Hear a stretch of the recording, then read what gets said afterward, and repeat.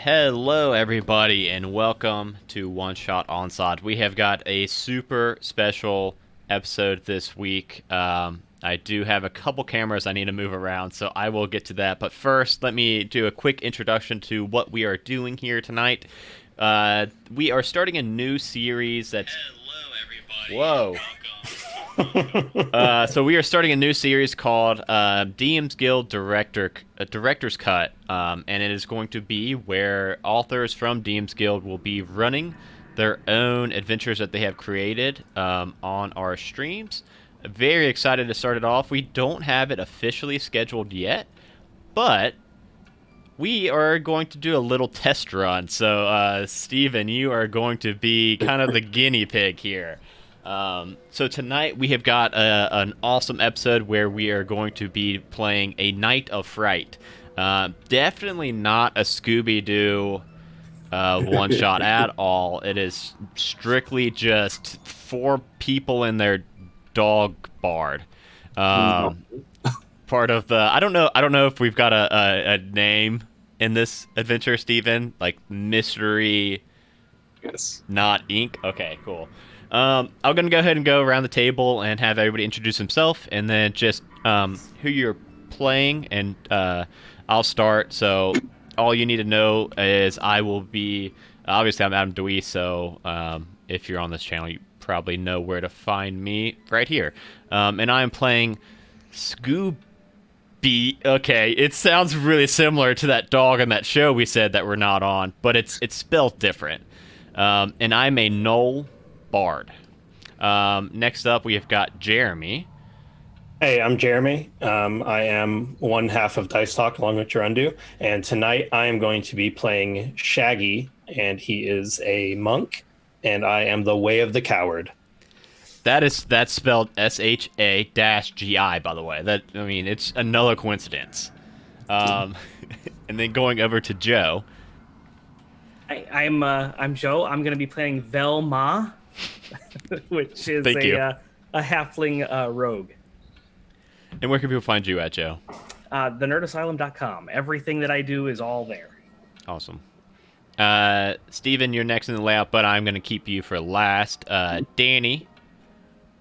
Hello, I am going to be playing Daphne, the Tiefling Warlock, tonight. And you can find me online on Twitter, Instagram, Twitch as Danielle Lanois. And Mitch, next up. Oh, Mitch, you are muted. Let me see if I can... Oh. I wonder if his mic is physically muted. I've got a button on mine that says unmute, so I could... I don't think I should have that power. I don't know why I should be able to unmute people. No. I see that it does not say unmute anymore, but I'm still not hearing you.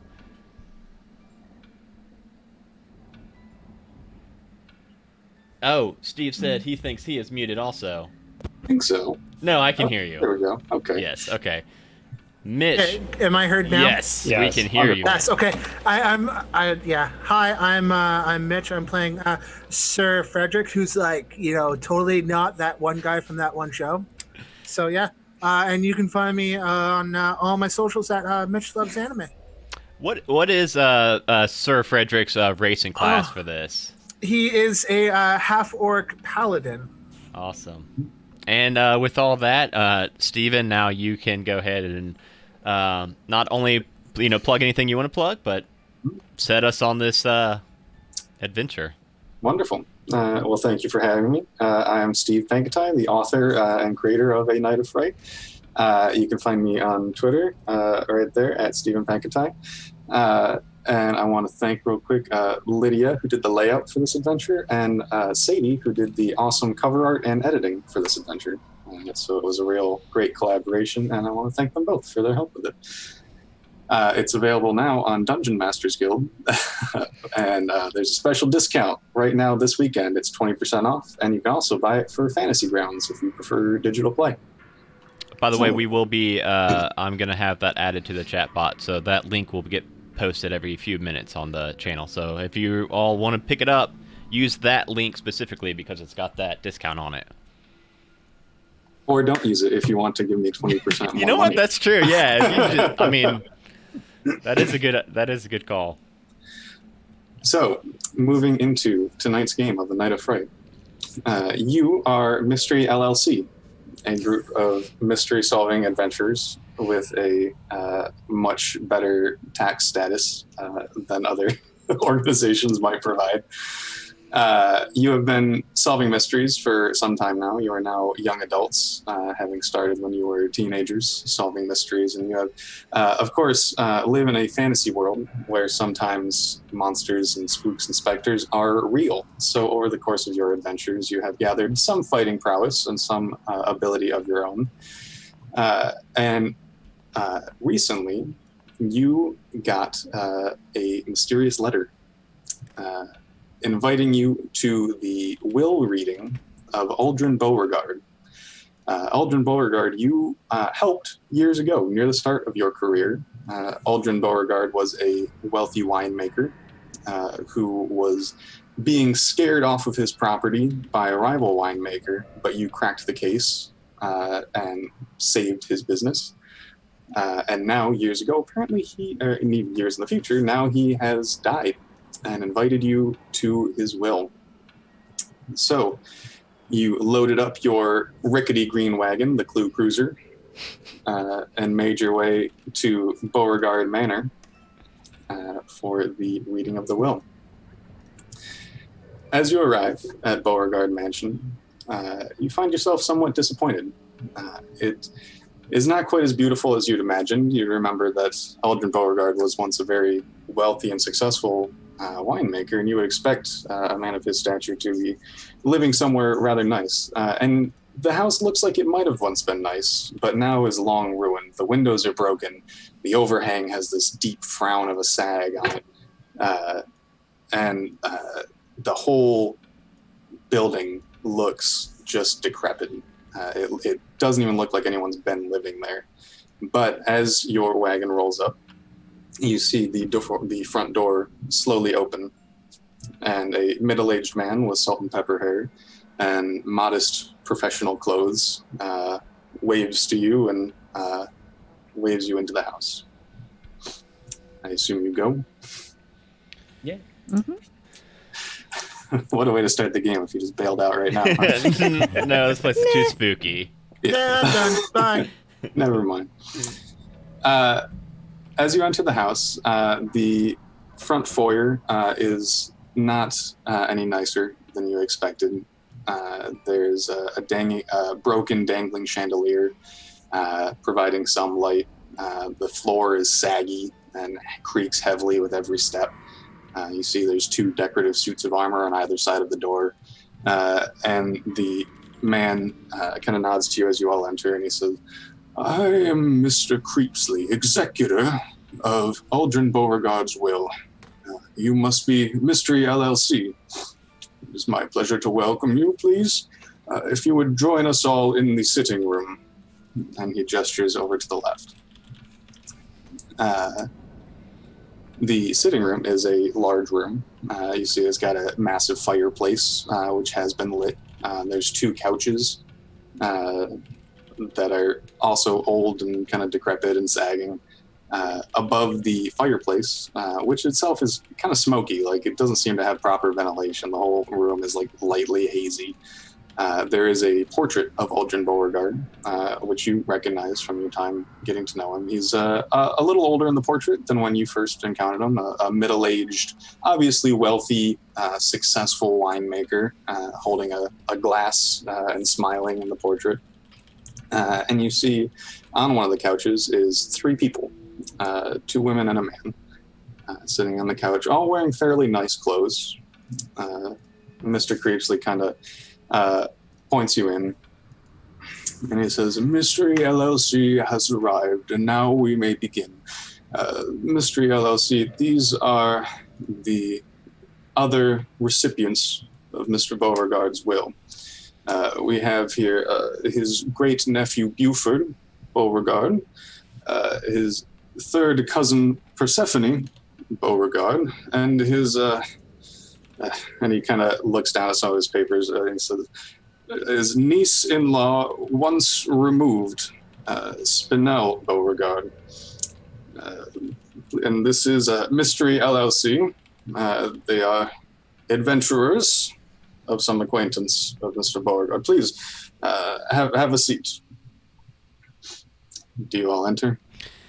Yes. Yeah, Yeah, Velma's and gonna walk in and sit down in the chair. And is it dusty? It is. It is actually. You get that kind of puff of dust up from there, and the whole couch kind of creaks. It definitely has that stink where it just. This was not good used furniture. Like, no way, man! I thought this place was supposed to be nice. Hey Jeremy, that was very good. Thanks. I agree.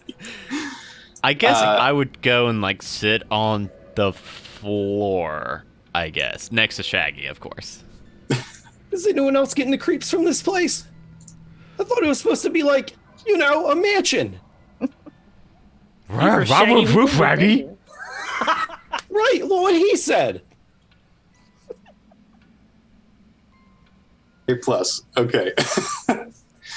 As you all settle in, Mr. Creepsley heads towards the front of the room, and he kind of shuffles his papers, and he says, well, now we may begin. As you are all aware, Mr. Beauregard recently passed away and left you all parts of his rather large estate.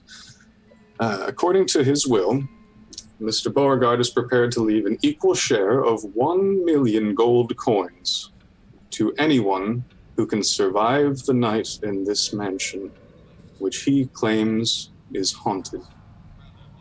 I will be outside to ensure that nobody leaves. Your time begins now. I'll return in the morning to collect anyone left.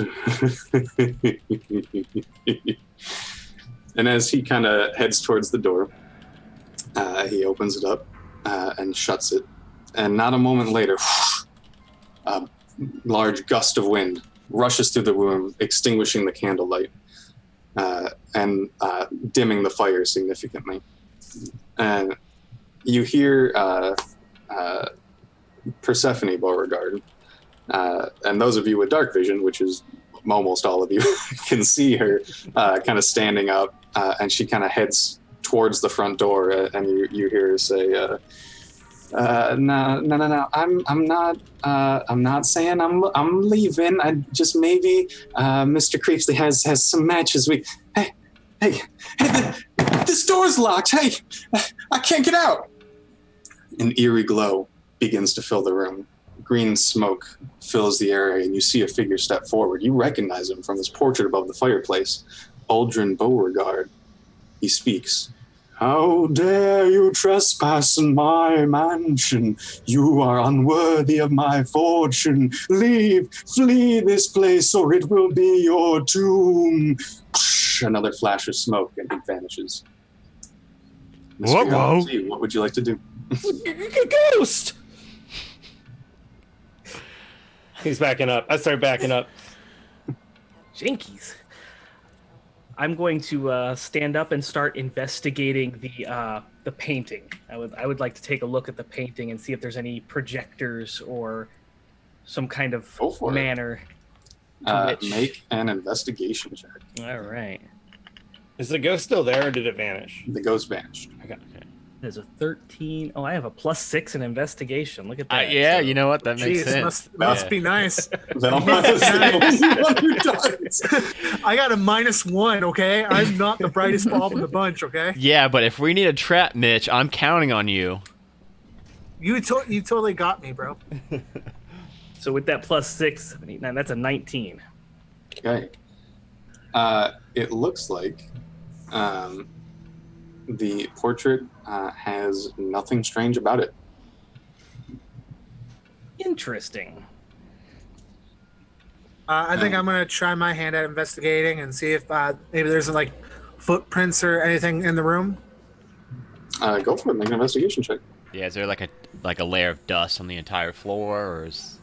I know that the couch has dust. This room, just from an obvious investigation, this room does seem dusty. It is used. It's not completely empty. Obviously, people have been in here today,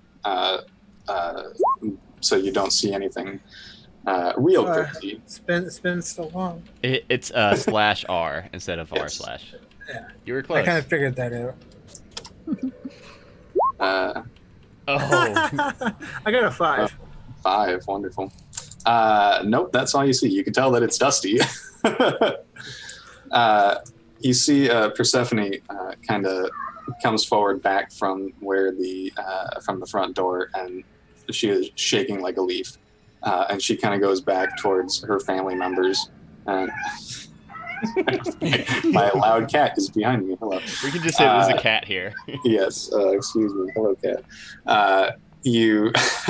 Persephone kind of goes back towards her family members and isn't like going to them for comfort, just kind of makes it like behind them, just kind of quivering. And she says, "So you're all not, none of you look surprised by this." Well, we're kind of used to this sort of thing. Yeah, they drag me to this kind of stuff all the time. Me and Scooby, of course. Well, then I trust you all will deal with this problem. And Buford kind of steps up and says, "Now, don't be silly. They're just trying to scare us away. No, I know y'all could probably use some money. You look like you could use some money. And I tell you what, once I get the 1,000,000 gold, y'all can have some money. It's going to be all right. Not very much, but I'll give you enough to replace those dirty little rags you're wearing. Now, if y'all excuse me, I'm just going to go find a nice bedroom before y'all dirty one up." And he starts walking towards the stairs. Well, Jeepers, he's rude. Well, totally, guys. Like, geez, what a jerk face. Money? I don't care about money. I'm with her. And I run over to the door and I'm trying to bust it open too. The door Shaggy, we have a mystery to solve. Pull yourself together. The door is sealed. It does not budge when you tug on it. Okay.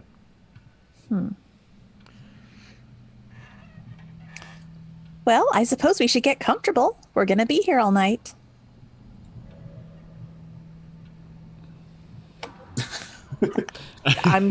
Wonderful.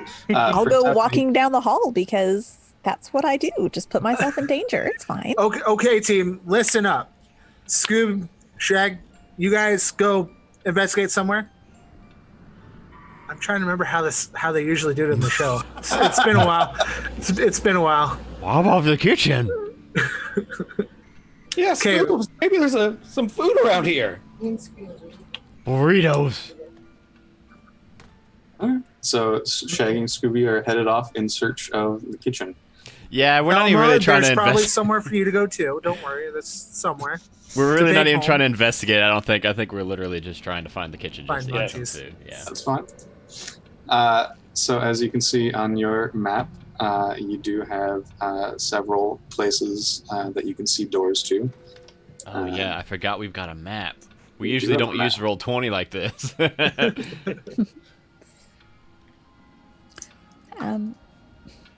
So where would you like to go?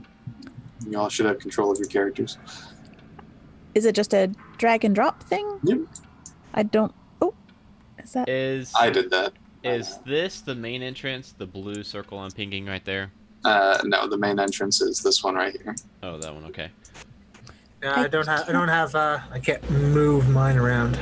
No, I don't seem to be able to move mine. I can move mine. Come on, Scoops, use that old nose of yours. I know my buddy can sniff out a Subway sandwich. And Sir Frederick should also have control now. You know Okay, what? perfect. Yeah, I would like to do that. Could I do a perception check to try to smell out the kitchen? Absolutely. You have advantage on smell-based perception checks. Dang right I do. So the first roll is a 2, second was a 10, and that is plus 6, 16. Okay.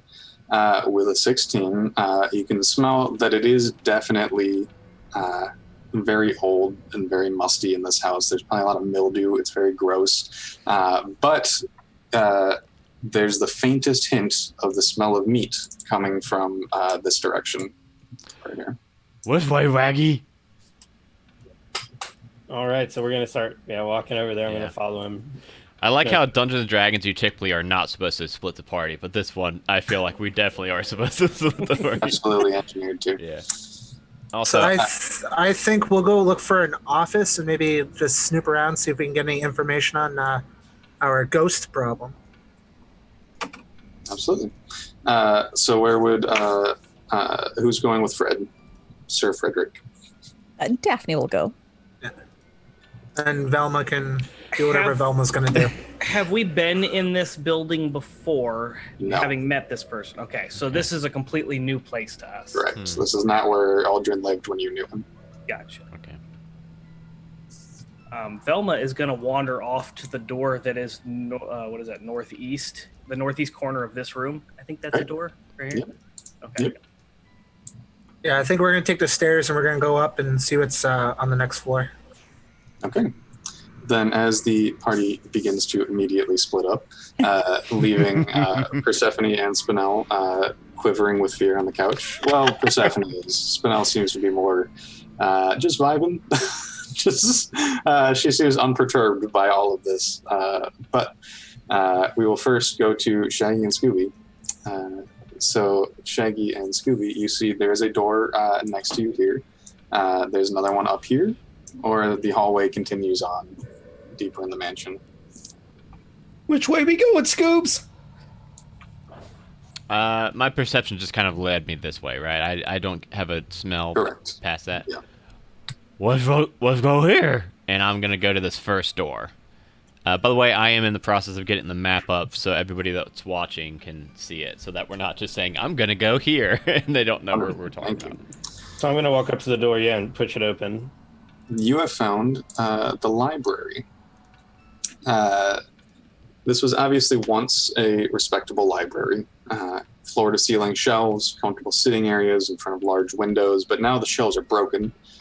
Small piles of books remain. The windows are partially shattered, and the books that remain have collected moisture and dust and are just kind of rotted through. You do see that there is a portrait of Aldrin on the north wall over here. It's a little bit older than the one on in the sitting room.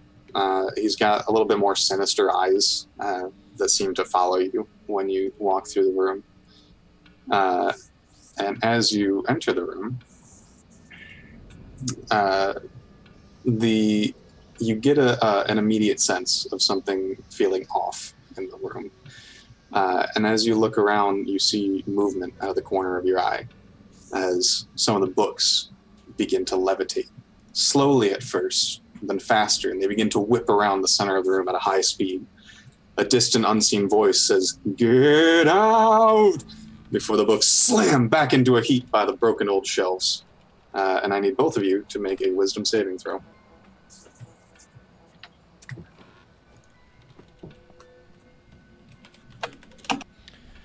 Ooh. I rolled a natural one. I got a 4+.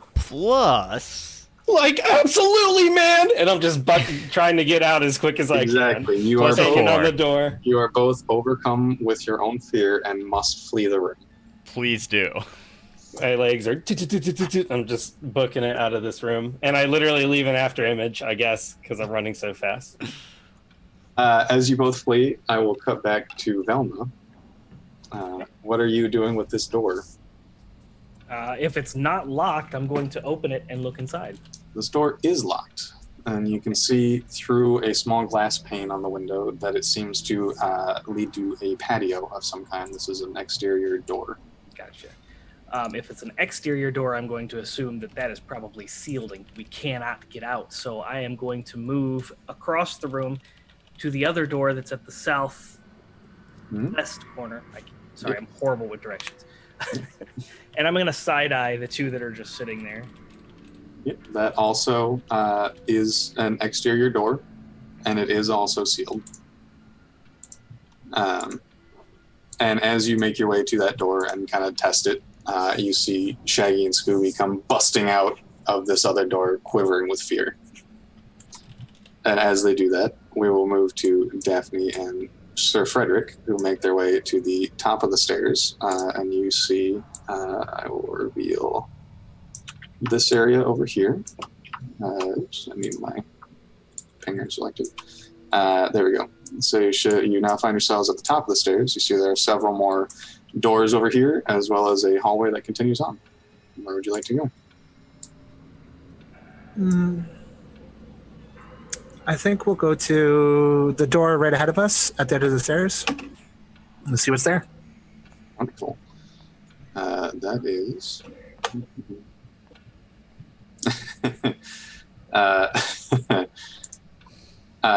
as you open this door,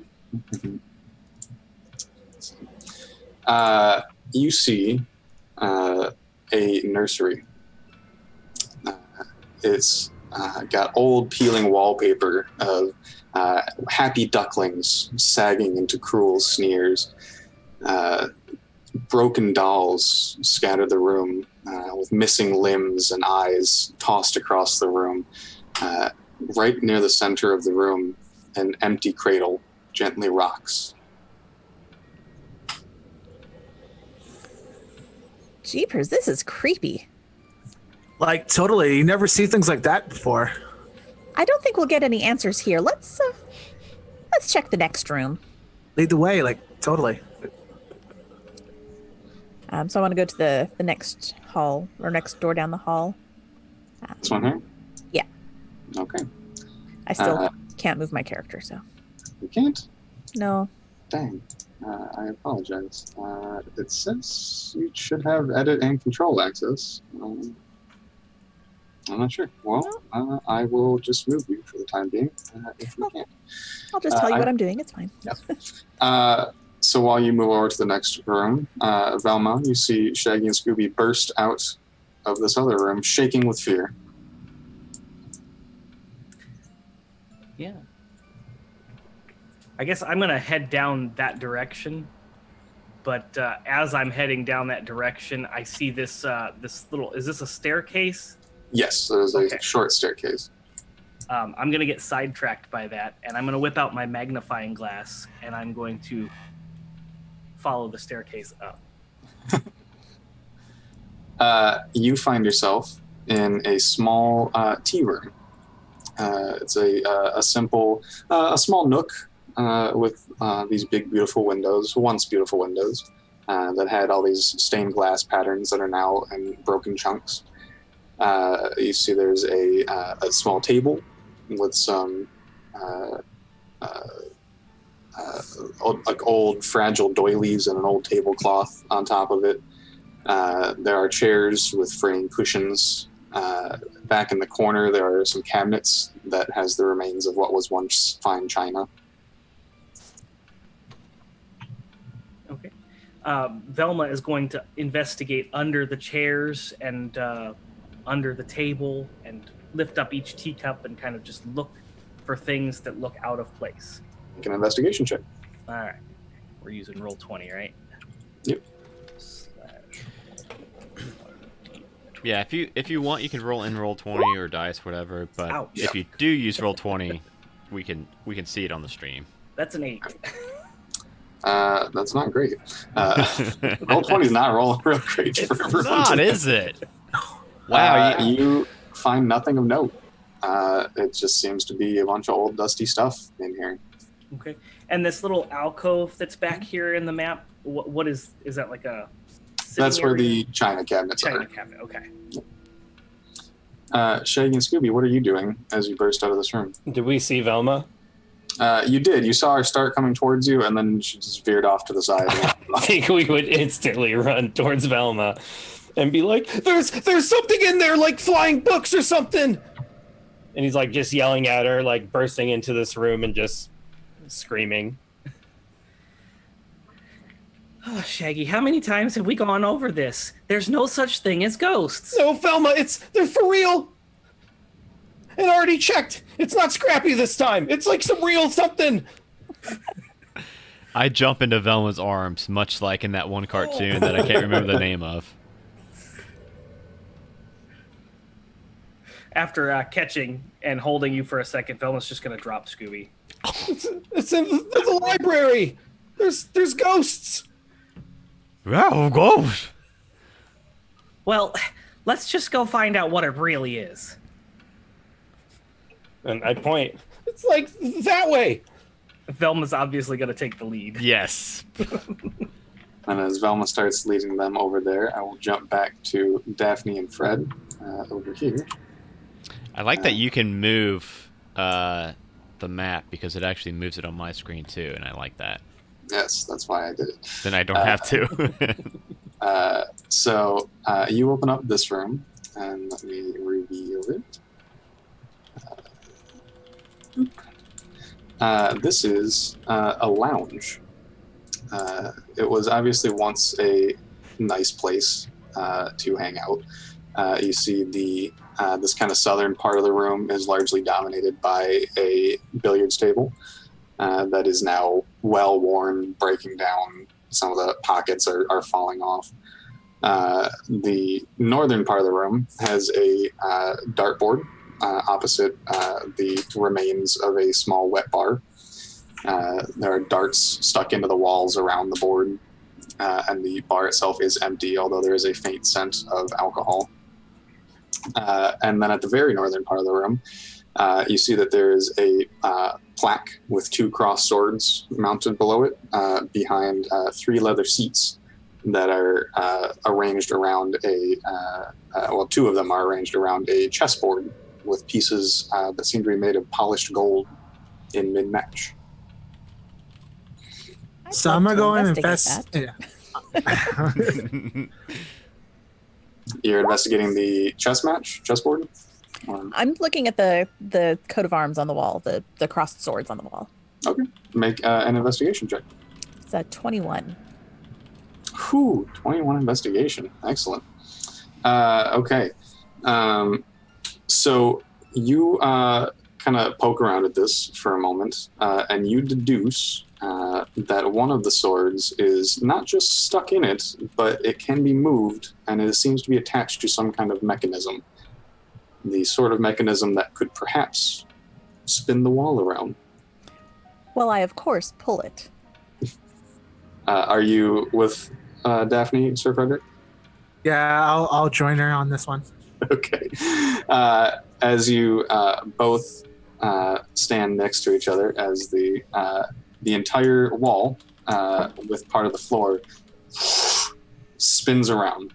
Whoa! And you find yourselves deposited in a bedroom.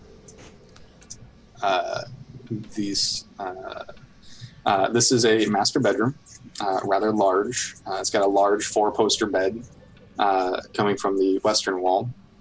So over on this side, there's a large 4-poster bed. The opposite it, there is another portrait of Aldrin Beauregard. And this one, he seems younger than any of the other ones, closer in age to when you knew him. But again, these eyes have just this aura of malevolence, where just walking into the room, you can feel like he's staring at you. And on the northern wall is a dresser over here with a large mirror hung above it. Frederick is going to stand there looking at the painting, and he's going to try and do the whole sidestepping, just watching the eyes fall. He's like, dude, that's totally something that's like creepy, you know, just eyes constantly staring at you, you know? Just, it's weird. As you look at the portrait, you kind of catch yourself jolting backwards slightly because the portrait blinks. Its eyes lock with yours, and a cruel grin sprawls across its face. Its mouth opens, revealing wickedly sharp teeth, and it lunges forward, biting at you with this horrible elongated jaw. And I'm going to make an attack roll. That's a 6, so that does not beat your AC. So you managed to bring up your armored arm just in time, and this teeth ping off your armor. And you see the face kind of like grimace and recoil back into the painting, which now looks normal. But both Daphne and Fred must now make wisdom saving throws. Of course. Hey. Let's see. That would be a 12. Okay.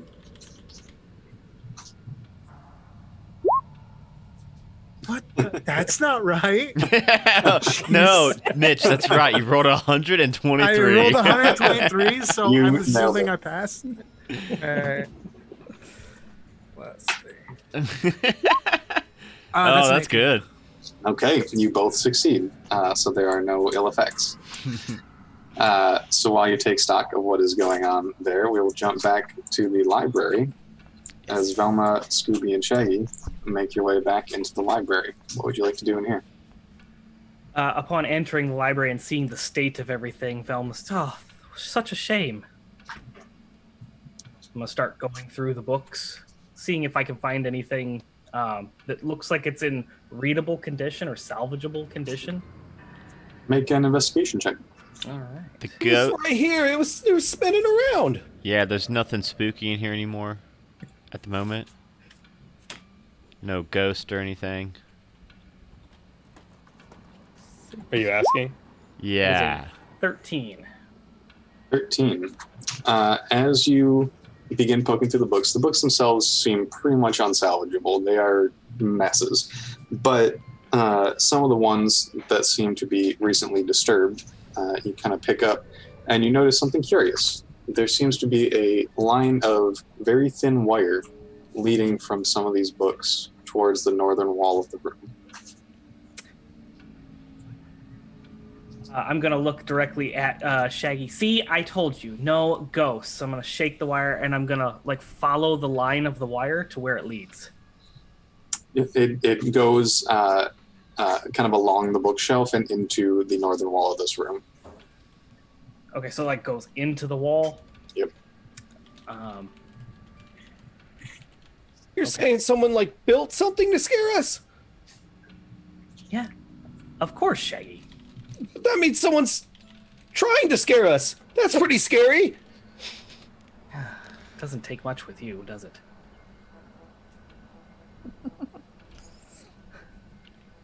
I'm just in disbelief, that it's a wire.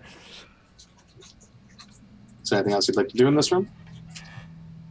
I would like to investigate that wall and find if there's some kind of lever or button or some crack to where there's a secret door. Make another investigation check. All right.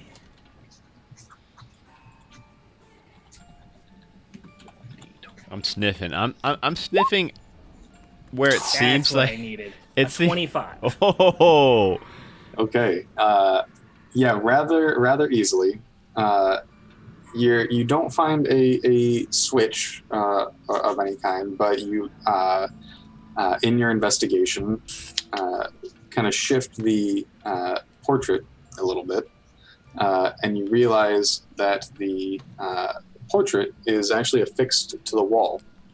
And while you're investigating it, you see that the eyes of the portrait, while they are paint and canvas, are somewhat separated from the overall painting, where with a rather high investigation check, it seems like they are likely attached to some sort of mechanism where the eyes could slide away.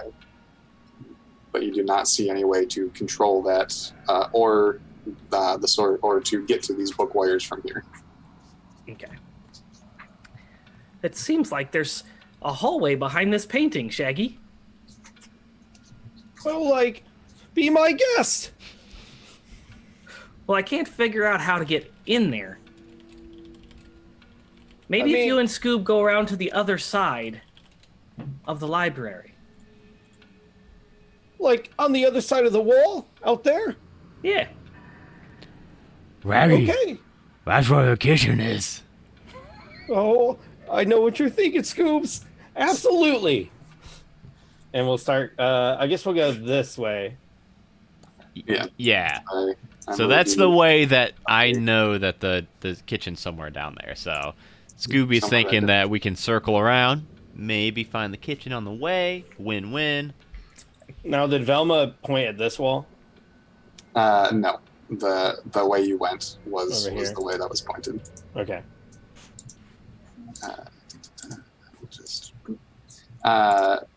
Okay, so Velma is staying there by yourself. Yeah, Velma is still trying to find out how the painting mechanism works and how to get behind the painting. If she's certain that there's something back there or a void back there, she wants to figure out how to get in there. Okay.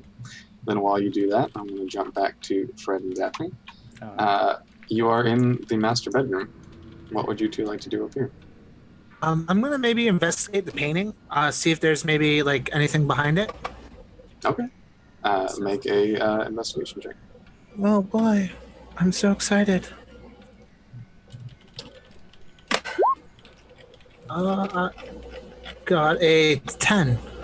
That's not right. Hold on, let me try that again. +1 would be an 11. I'll let you reroll. Yeah. All right. Jeez, I'm having all the problems tonight. That's a 3. I build these characters and I still think it's funny. This portrait seems completely normal at this point. It seems nothing but canvas and paint. You don't see anything behind it, nothing strange about it. Well, that was like totally a bust, man. I want to look around the rest of the room. Like look under the bed, things like that. Make an investigation check. That's a 19. Oh, Daphne's rolling well for investigation. Well done. You do find something, actually.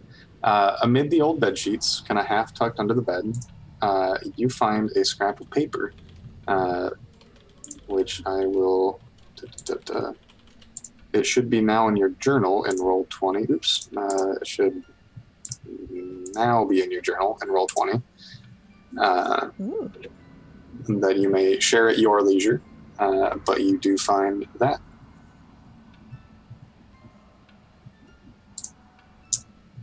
And while you look that over and decide what to do with it, Shaggy and Scooby, where are you headed?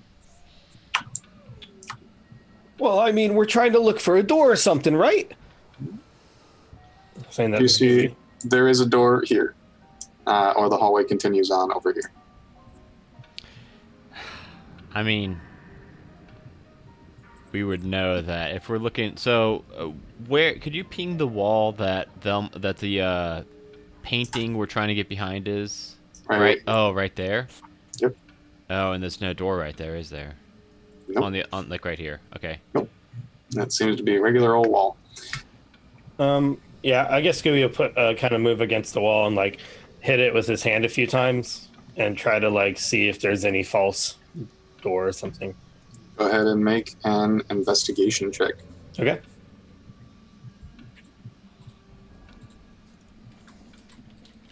That is not super good. It's -1. All these characters are so dumb. But I got an 18. Oh, and I got a 17. I think also -1, so 16. You said you got an 18? Yeah, with the -1 included. Wow. So between the two of you, you spread out a little bit, and you determine that actually over here, on this wall, there are 2 candlesticks. And then one of them is able to be turned. Okay. So I guess I'm feeling it and grabbing it, and then does the whole sconce turn, or is it just like I break a candlestick? The whole sconce turns on the wall 90 degrees to the side, and you hear a mechanical and the like wooden panels on the wall kind of click inwards, and it swings open on a hinge inside, where Okay. you do manage to find a hidden room. Ooh. Right there. This looks primarily like a crawl space, a large crawl space. It's not a finished room. Seems to have just some stuff in here, as well as a ladder that goes down. Hey, Velma! I think we found something! And I start walking in as I'm yelling that, though, kind of behind me.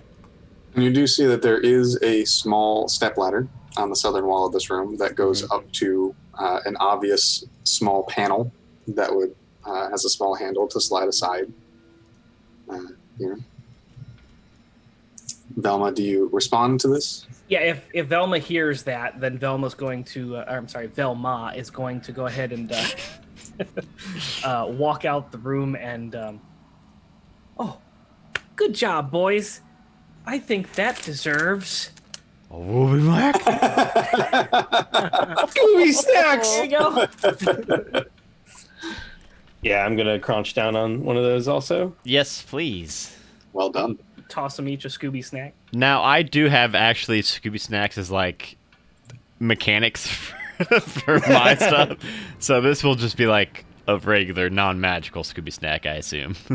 That's perfectly acceptable. So while you three find that room, which, well done, very few playtest groups found that room. That was old Jeremy right there. Fred and Daphne, what would you two like to do? I think we're going to try and get out of this room.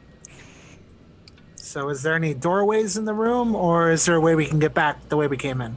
There is this one here, and there is that same, like, 2 leather chairs with crossed swords on the wall. The whole wall came with you, so theoretically you could spin the wall back if you wanted to. I think we're going to go through the doorway. Okay. The doorway. Daphne, did you share that note with anyone? You know, I think I will tell Fred. Sir Fred, I found a clue. I will put the... Like, totally? That's awesome. What'd you find? I'm going to put it in your journal as well, Sir Frederick, so you should now have access to it. Oh, nice. But for the audience at home, you're welcome to share it if you would like to, but that is up to you, Daphne. Well, it seems that our friend here intentionally added Persephone and Spinel to his will because he thought it would outrage the rest of the family. They don't seem to think very highly of him. Like, totally makes sense, you know. So why don't we keep going and like see what we can find? Okay. Sure thing. This next room seems to be a rather large dressing room. It's got a like a low bench right in the middle of the room. There are empty racks that were once for shoes. There's 2 doors, one on the north, one on the south, and right here in the north, you see a cracked full-body mirror attached to the wall.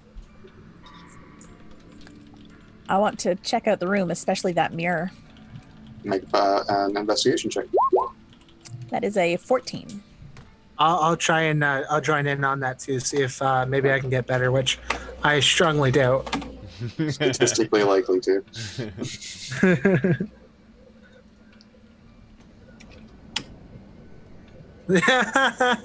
These rolls suck. If you'd like to use physical dice, you're welcome. It's Velma and I'm Daphne thinking on it. that I think are rolling well, or that have a good investigation check. I think the other 3 are terrible. Everyone else is pretty dumb. Crappy dice. With a 14, you do not find anything out of the ordinary. This room seems just beaten up, disused. Nothing of note. Well, let's move on to the room to the north, using the door up there. That door opens and reveals a closet. It's a rather spacious walk-in closet that still contains some of Aldrin's old outfits. They're all old and worn out, musty. It seems like it's been kind of picked over already. Is there anything missing in there in the closet? Make an investigation check. A lot of investigation checks. All right, so let's see. Yeah, I think this adventure inherently being a Scooby-Doo adventure lends itself to a lot of investigation checks. Many. That's a 9. I'm trying the dice on D&D Beyond, and they're even giving me crappy rolls. It is you start kind of just poking through, rifling through. It seems, like I said, fairly picked over already, but you do see a small gap in the clothes right ahead of you. And as you kind of reach forward and tug some of the clothes aside, you are startled backwards by this swinging shape lurching out at you. Whoa, bro. You see the familiar green glowing shape of the ghost of Aldrin Beauregard hanging by its neck. Before you can react, it jolts towards you, up at you with a sharp crack. And he shouts, "Boo!"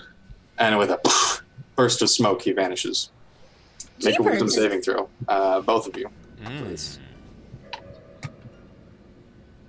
The wisdom throws have not been failing me, so wish me luck. 21. 21. Man, Daphne's rolling well. Yeah, let's not change that. Let's get it all out of the way now. Oh, I know.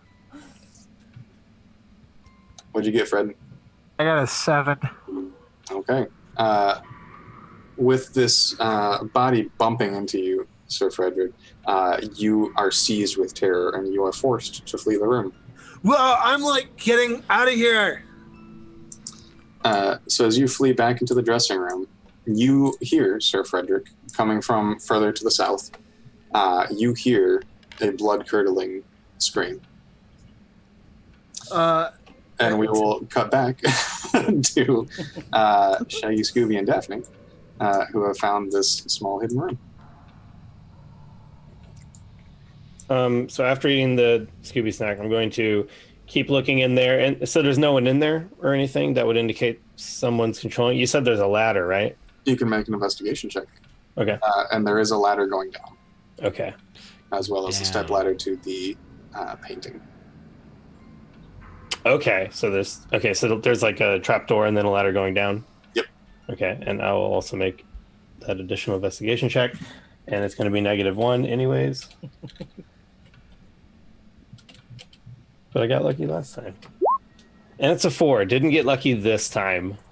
Nope. Yes.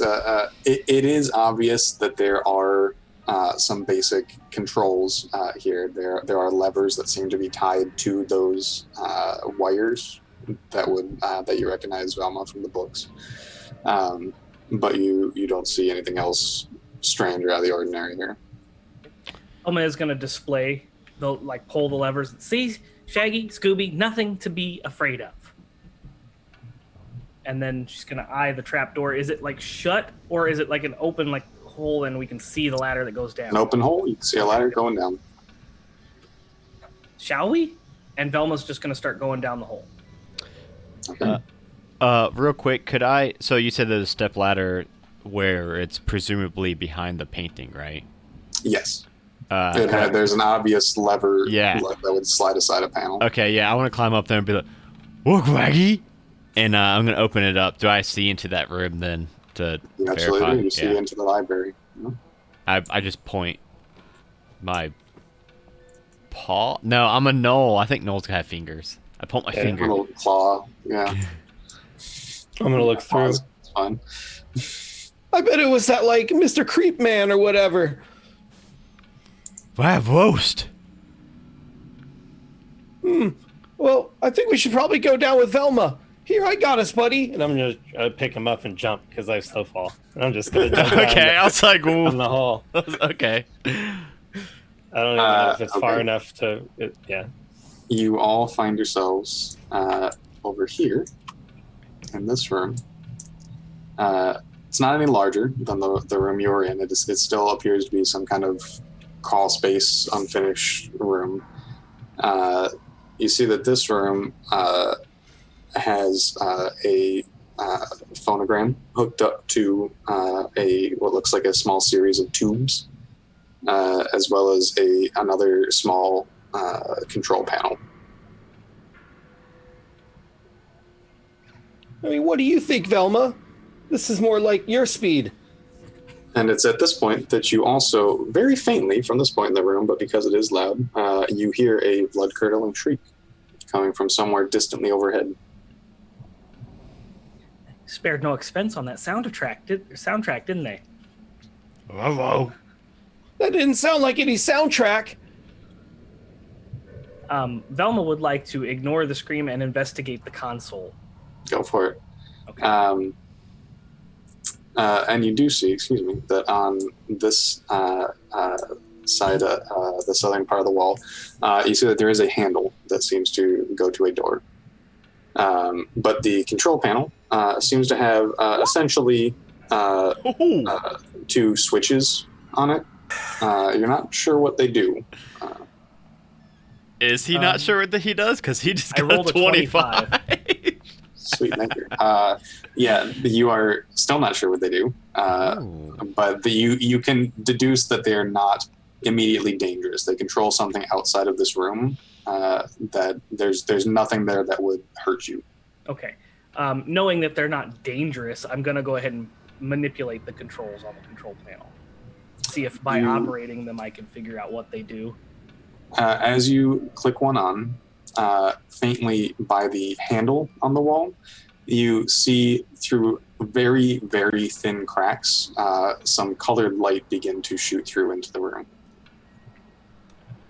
Interesting.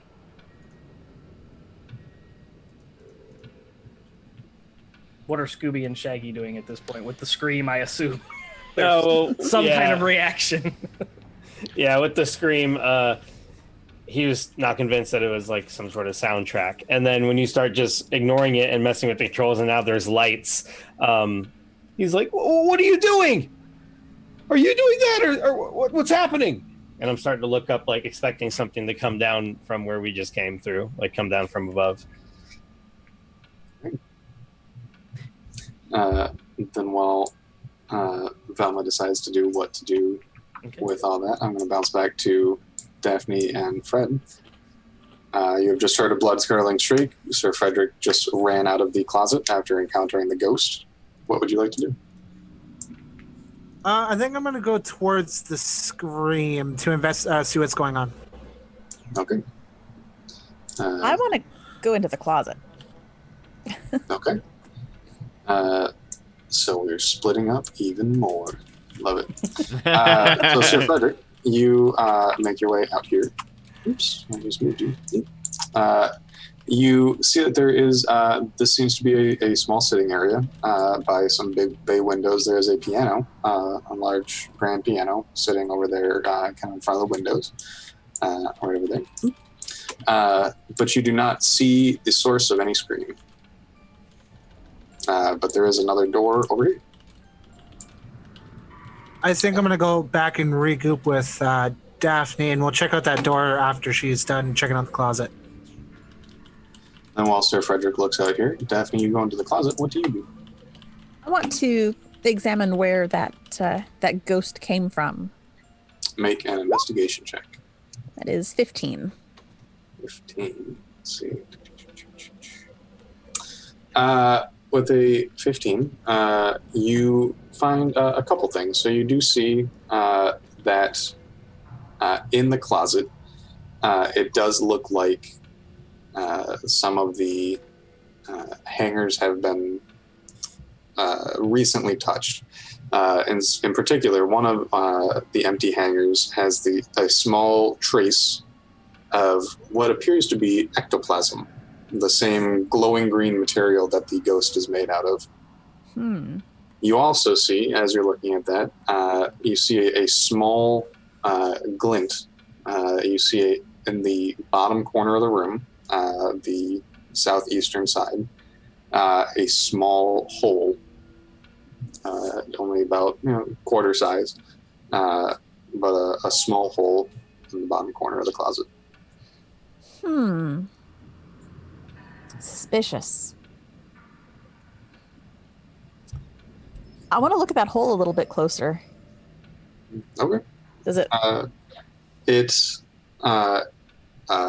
seems it's not particularly complicated.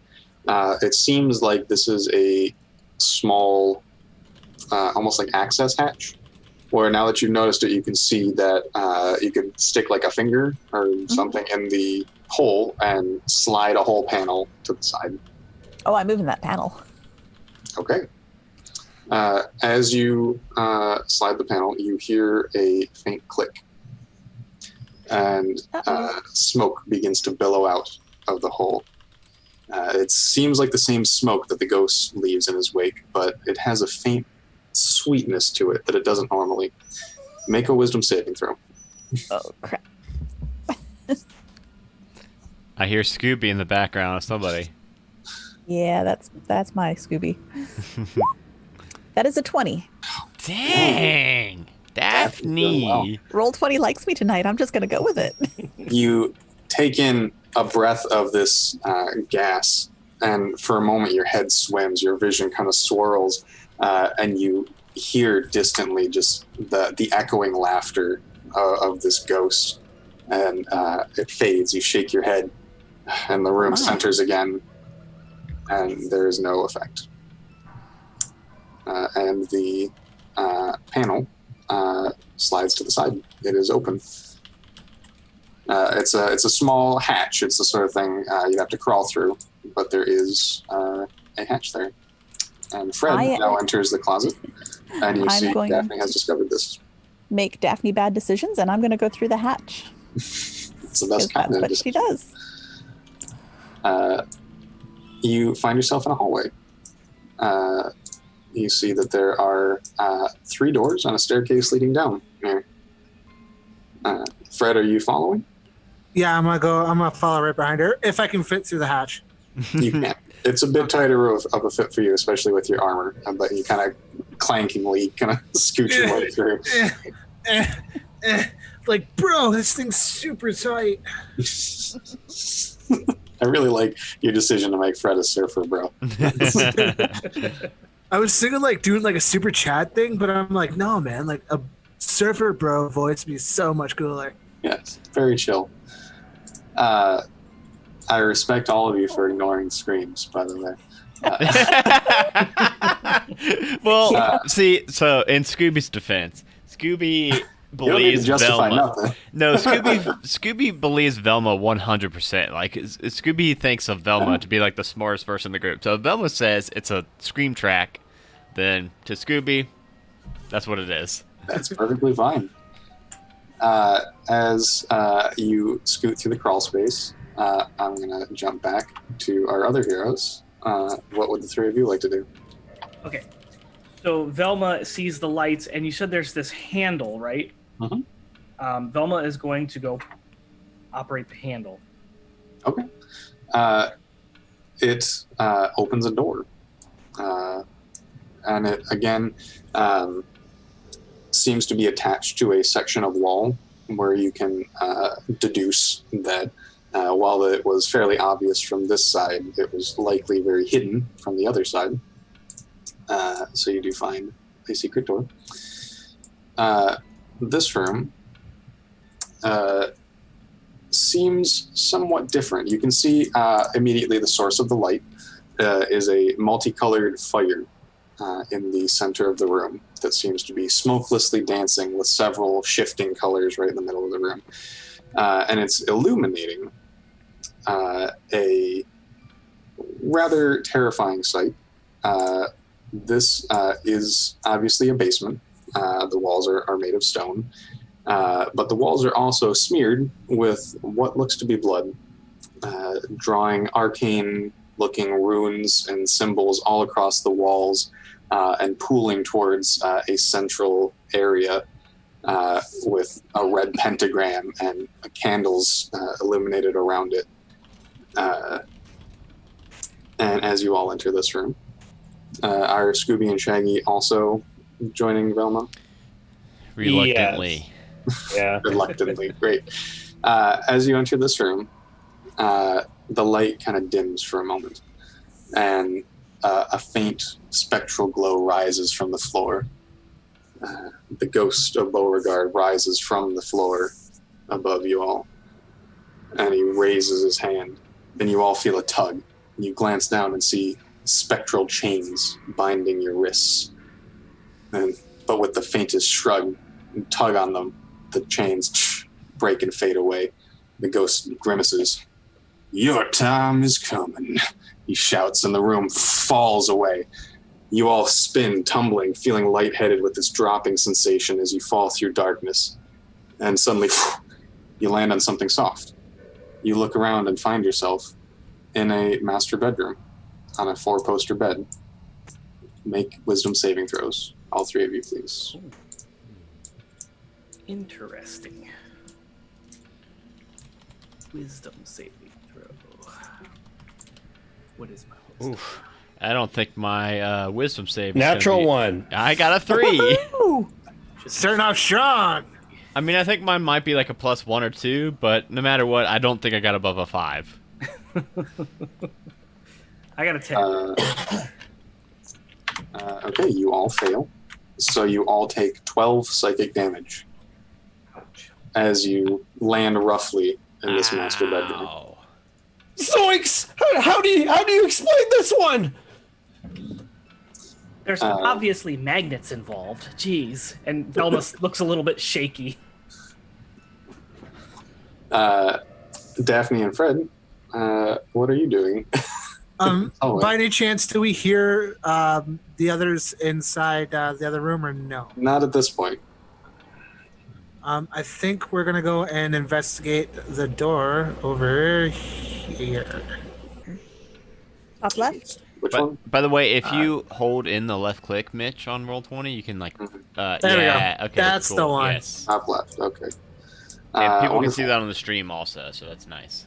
That is nice. Let's see, that is... so this room seems to have been, at one point, some kind of servants' quarters where the house staff would live. It seems sparsely furnished, even for this house. It seems like it was disused probably even longer than the rest of the house was. There's an old rickety bed, a busted up table, nothing that really catches your attention. And you do see behind you that there is a staircase going down. And at this point, as you're kind of in the room, through the wall, you hear a loud dum, dum, dum, as people appear. You hear a loud thud from the other side. Jeepers, that sounds creepy. Should we go check it out? Yeah, totally. I mean, let's go check it out. Might be the others. Or a ghost. That too. Scooch back through the crawl space. Yep. Back into the dressing room. Is there anything the 3 of you would like to do before your comrades arrive, as you kind of take your bearings and figure out what you're in a bedroom? I have a technical question. Absolutely. Was that damage from an attack? No, not in the sense of any of your rogue abilities. Okay.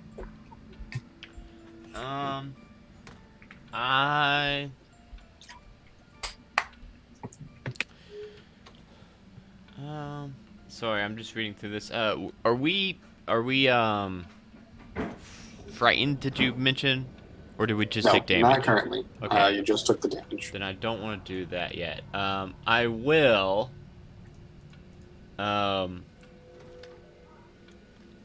Yes. I'm going to turn towards Shaggy.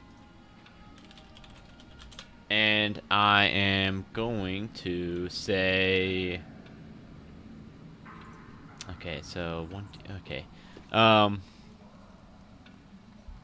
No, shoot. I can't think of a cool Scooby-Doo one word quote at the moment. I'll just say, Raggy!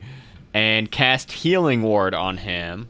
To heal my buddy, 1d4 plus my modifier. My modifier is +5. So, Jeremy, Shaggy will be getting 7 HP back. Okay, what's this look like? What do you do? What are you doing right now? It's literally me saying your name, and you just... And for some reason, it just fills you with joy, and it makes you just feel so full of life. And it kind of clears your psyche a little bit. And since that was mental damage we took, kind of. Thanks, buddy. I don't know if I could do this without you. Even with Velma here. Yeah, you can get off me now, Shaggy. Oh, sorry. And I was in Shaggy's arms, so Velma's holding both of us up. And as you all untangle, the door flies open, and noble Sir Frederick charges in. Oh, dudes, it's about time. Why, Ryan? Oh, Did you find y'all. the secret passage too?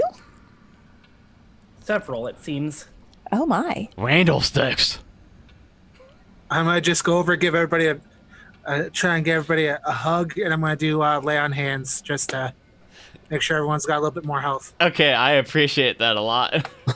So I'm gonna give everybody 5. Nice. Oh, awesome. Did you guys find the kitchen? Nope. I found some more stairs. I forgot we were looking for the kitchen. No, bro, we haven't found no kitchen, but we found like a closet, and then we found like a hallway off to the side, so we can go check out the hallway. Wait, what if they're ghosts? What if they don't like eat? Then we're gonna starve in here. Bravo. Well, he was a person before he was a ghost. Mystery, I'm sure mystery people! Mystery people, help! Where are you? Help! You hear shouting coming from far below you, somewhere on the first floor. You hear Persephone Beauregard shouting for help. Okay, Oh, dear. gang, let's go and like see what the hell's going on. Wait, what if there's another mystery crime solving group here? They did say mystery people.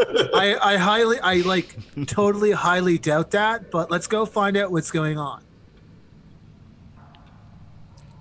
Who's going where? What would you like to do? Yeah, Yeah. Velma's going to head downstairs to where we were originally at. Back through the main stairs? Yeah. Yeah. Yeah, and The whole group. yeah, the whole group's gonna be moving Which together now. group? Let's we can Whole hang out group. together for a little bit. Let me try It's to. together. Where I'll are just- we? the whole group I heads found down it. together. Okay, cool. You reach the bottom of the stairs, and you glance back over to the last place you saw Persephone and Spinella. And you see Spinella sitting there on the couch in the sitting room, just chilling. You do not see Persephone. Like, what happened? Like, what did we miss? Spinella kind of looks over at you and, what? You're missing somebody, bro. Oh, yeah, she went to find a bathroom. Where? Did you call for us? I did hear someone calling. That was not me. No. Which way did she go? She kind of looks around and then settles back at really the only hallway out of the room, which is where you guys are in. Probably that way. All right. Raggy. Yeah, Scoops. I think she's lying. What? I think she's lying. Oh, maybe. Hey, you're not lying, are you? And she kind of takes that second and glances back over. Oh, me? No. See? Everything's fine. She said Okay. so. She's not lying. I mean, like, maybe she's just like chilling, bro. Because like, you gotta chill like once in a while. So why don't we go and like investigate and see if we can find anyone? I think she's doing more than chilling. I think you and her would get along, Shaggy. What's that supposed to mean? Well, I do think what he's trying to say is that it smells kind of funny in here. So it's just, bro, like, let's go and find people. It wouldn't hurt to know where the restrooms are. And I want to go ahead and look in that room directly above where we are right now. I was gonna say we haven't been in these doors, have we? No, you have not. No, we haven't checked out these doors down here yet. Daphne steps forward. And let me look at my... Yeah. Might as well, Yep, you that know, one. kind of canvass the area a little bit. You find what seems to be a coat closet. It seems it's mostly empty. The only thing you really see inside is one ratty old moth-eaten jacket over on the right side. Seems like a closet. What is it, Daphne? A closet. Or is it? Well, let's take a closer look. Make an investigation check. Are you all piling in this that's closet? only It's a really nine. only big enough for 2 people to get in. Yeah, I'll No, wait out. Frederick's gonna stay outside and keep an eye on Shaggy and Scooby and the space cadet. Are you going in to search too, Velma? Velma is going to look around Okay. with Daphne. Then you may both make investigation checks. Okay. Yeah, that was just a 9. So Oh, 19. Velma's got Gotta better. love that Velma, +6. yeah, that Can we get +6 those? is not. Can we get those dice that you're just rolling high on? I think I could use it mainly. The +6 doesn't hurt either. Yeah. I mean, My it does minus suck when you got- one. Yeah. it sucks when most of your stats, intelligent based, are -1. Yeah. What did you roll, Daphne? 9. 9. 9. Okay. So Velma, you find on the rear wall of the closet, kind of partially obscured by this coat, you find a small button. I'm going to point it at Daphne. Stop looking at that tattered wardrobe and point out the button. I'll press it. Daphne, Both of you make dexterity saving throws. Let's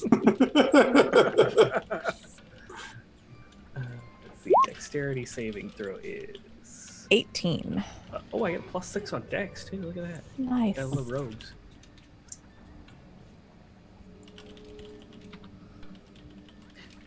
Oof, even with that +6, that's an 8. Ouch. Okay. As you push the button, the entire floor drops out on a giant hinge, where you both go tumbling down a small chute. You tumble down. Daphne. No, I'm sorry. Daphne succeeded. Velma fails the check. So you take you take 6 points of bludgeoning damage as you lose your footing and tumble down. And you find yourself over here. Oops, that's clicking. You find yourself over here. You find yourself in a what looks like it was some sort of entertaining room at one point. It looks like there's if there was a place where Aldrin would play D&D, it probably would have been this room. You see an octagonal table with a couple of chairs kind of put up on it. All of it's covered by tarps. It's all dusty. There's empty wooden shelves, and you see a staircase going up. And as soon as you tumble out of it, the chute on the wall closes back up behind you. Oh. Typical Daphne move. I'm gonna stand up No. and brush myself off. Did that count as a trap? Yes, it did. Excellent. Why? Because I just got a distress point. Daphne has a mechanic that may come into play later. Oh. Interesting. That trap, I've never seen that trap triggered by anyone but Daphne. It is Daphne bait. Every time. Yes. Was the door open to the closet while they fell, so us three would have seen that? The door was open. So yes, you would have seen that they just disappeared and the floor closed back up. Whoa. What would you like to do about it? I'm gonna cast find traps. See if there's any more traps in that room. Oh dang! 'Cause- Fred literally has find traps. I He's a keep paladin of traps. forgetting. I keep forgetting that I have that spell on me. He's That a seems like paladin a of traps. That's what he does. very good spell to have for this. Yes, it is. You think it would be, and you think I'd remember that I have it. And when you cast find traps, you do not see any other traps in this closet. But can we see, or can he see that one? Yes, you can see that there is Find traps just tells you the general location, right? Okay. You can see something coming from the same place that button was. Yes. So he could piece together. like Skib and Shag, like there's a trap over here. I don't know where like the thing to cause it to activate, but I think the girls fell through and they went down wherever this trap leads to. Raggy? Yeah, Scoops. Cowabunga!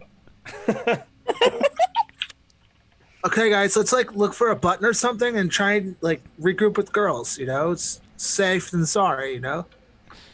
So, you mentioned that only 2 people could fit in here, so if need be, Scoob will shack up with Shaggy if needed, so that Shaggy could like be carrying me or something. If you're willing to Carry cram, you'll all cram. Yeah. As you push the button, but so you all have to now make dexterity saving throws. Okay. But Shaggy and Scooby must do it at a disadvantage. Oh shoot! Okay. Sorry, Jeremy.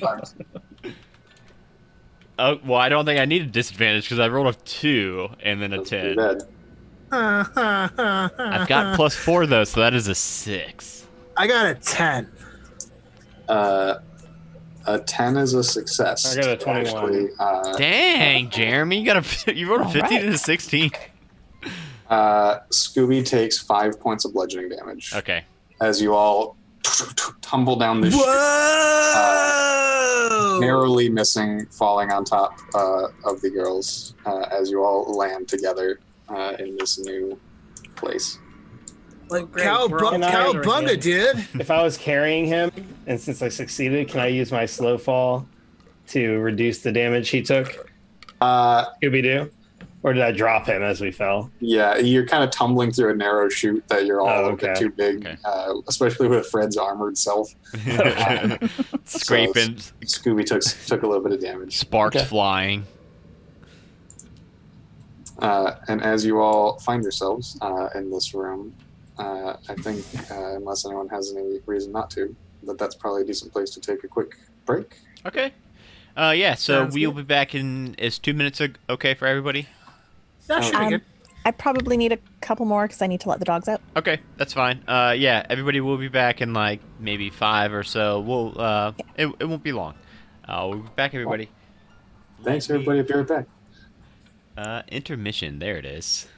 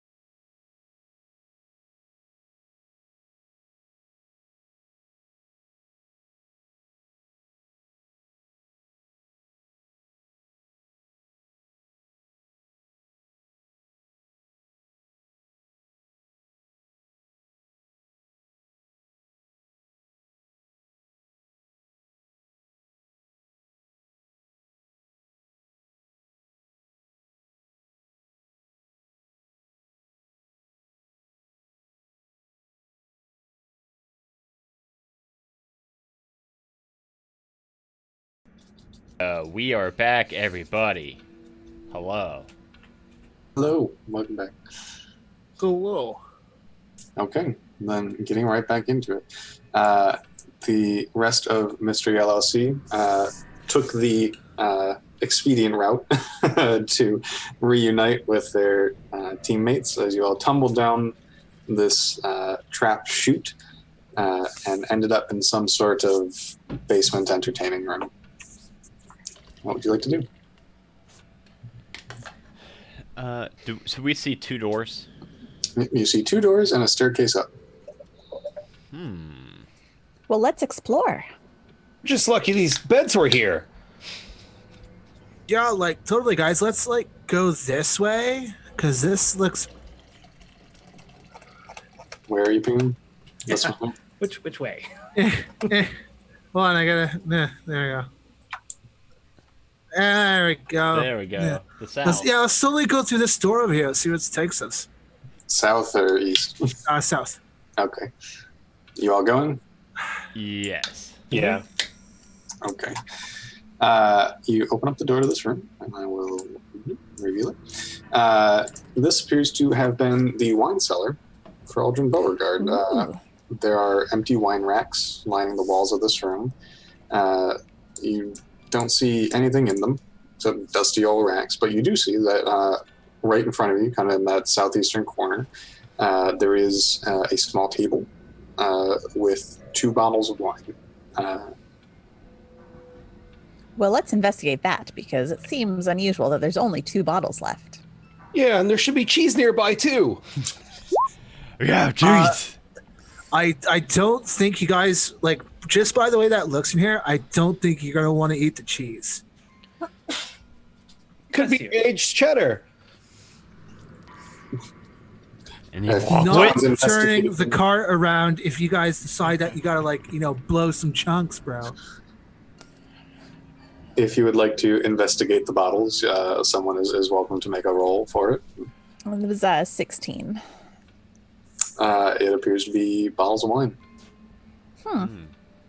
They don't seem to be connected to any kind of sinister mechanism. Are they unopened, Daphne? They are sealed. Are the I don't want to say the the Mystery Incorporated group because we are legally LLC. distinguished. Mystery Yes. LLC. Yes. Mhm.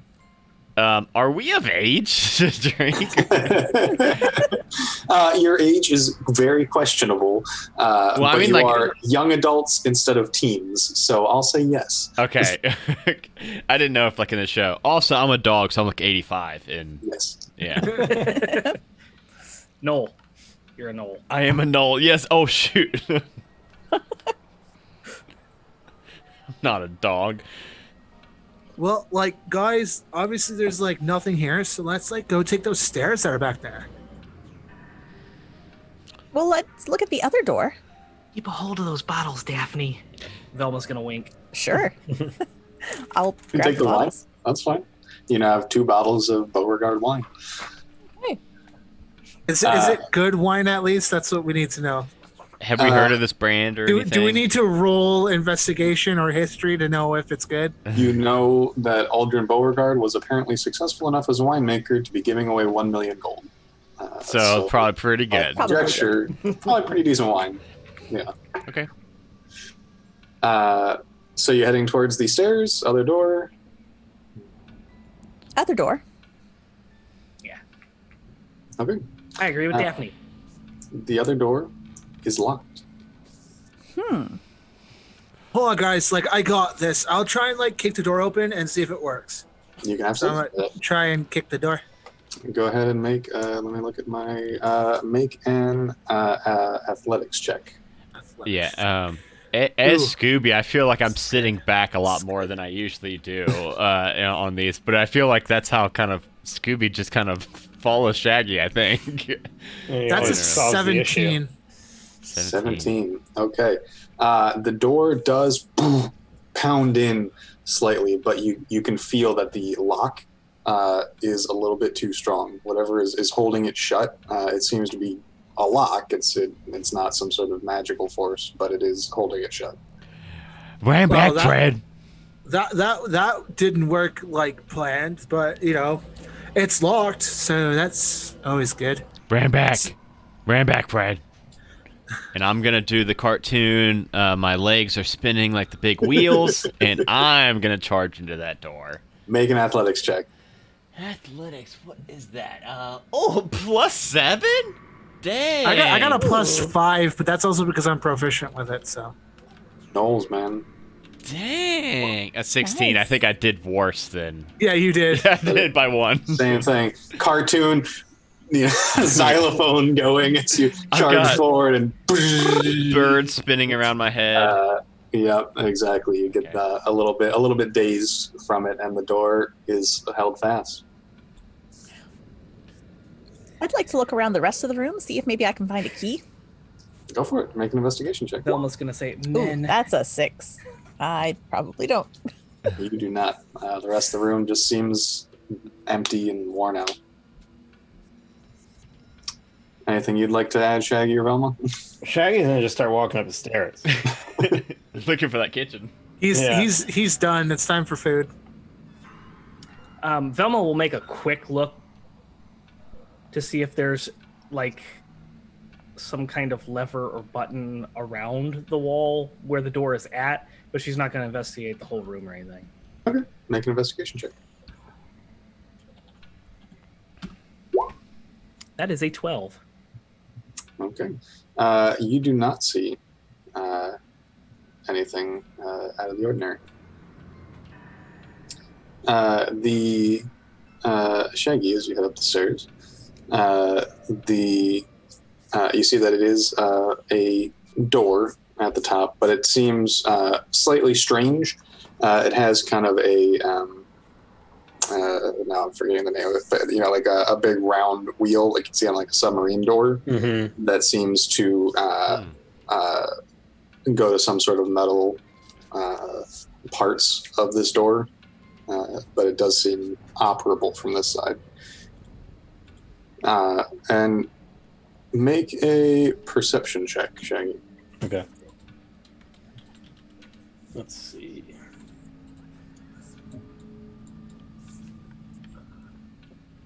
Wisdom, so that's not +0. Okay. 13.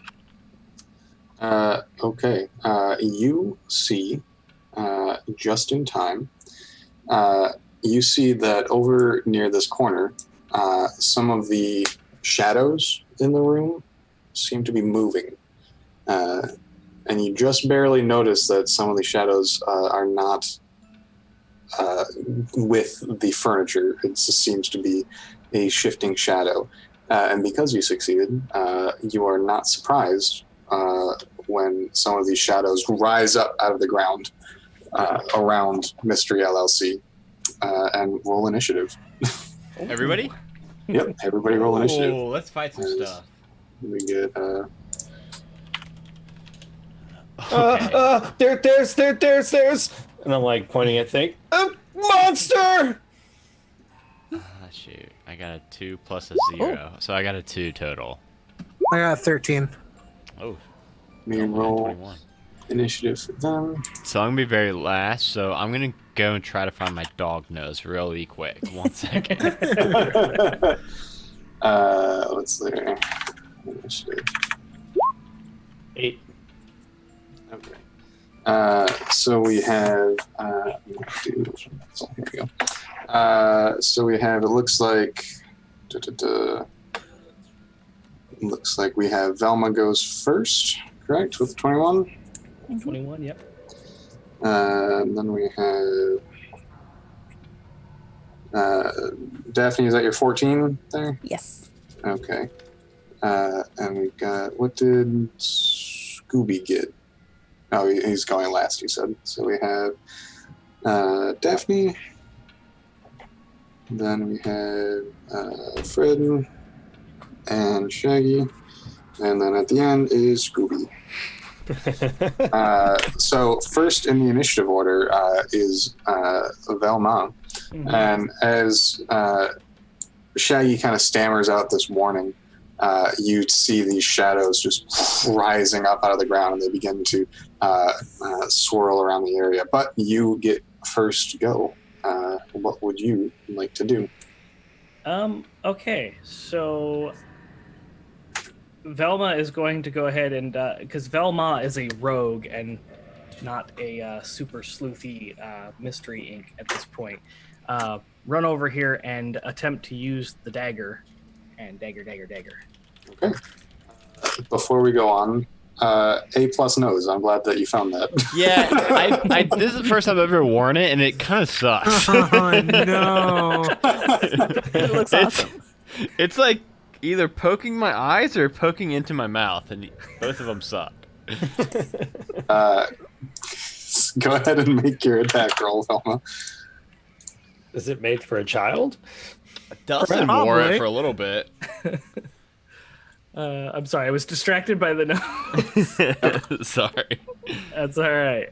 Okay, it's a +6, so that is a natural 1. Yes, it is very hard for you to determine where to stab into this, so you stab blindly into just this dark shape in front of you, and it seems to have no effect at all.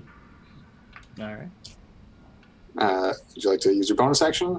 I have Try cunning again? action as a bonus action, yes. So I'm going to cunning action disengage, Okay. and then use the rest of my movement to come back and be like, ah!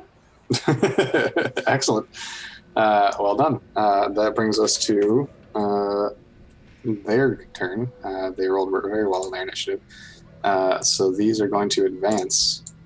This one's going to go up the stairs, go up towards Shaggy. 15, 10, 15, 20, 10, 15, 20. They can all get right up on here.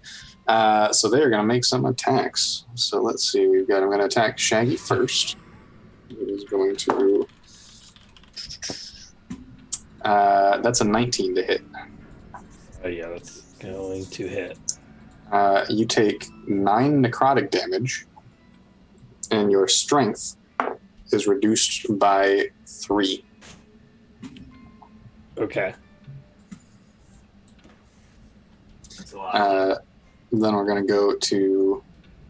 this one's going to attack Scooby, which is a 14 to hit. My AC is 13, so yes, it does indeed Okay. hit. So you take 9 necrotic damage, and your Guys. strength is reduced by 2. This one's going to attack Sir Frederick with that'll miss with a 6 to hit. One on Daphne with a 17 to hit. That'll hit. Okay, you take 9 necrotic damage, and your strength is reduced by 2. Oh, Yeah, and then that we have sucks. 2 attacking Velma. So here's one that'll miss with a 7. And the second one will be, that'll hit with a 21, I believe. That'll hit, yeah. So you take 9 necrotic, Okay. and your strength is reduced by 3. And I have to roll a d20. Oh. Why do you have to roll a d20? You have... I have lost my spectacles. Yay! I can't see anything without my glasses. As the shadow lurches back at you, you are overcome with this draining energy as it washes over you, and you feel yourself spin and your glasses go flying, tumbling across the ground somewhere. Velma is functionally blind at this point. Now, you are all longtime companions of Velma, and you know that sometimes this happens. So you all are all aware that the glasses landed somewhere within 5 feet of Velma, and anyone can use an action to find them. Okay. So with that in mind, it is now Daphne's turn. I'm just going to let her try to find her own glasses. Cool. And I'm going to cast Eldritch Blast. At which one? I can get 2 beams at 5th level, so the one directly in front of me and the one sort of in front and to the left. Okay.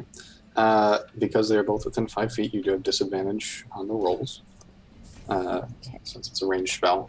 But go ahead and make your attacks. Oof. I don't know that I even need to roll that. That was a 9. Yeah, that misses. So your first one misses. So go ahead and roll your second one.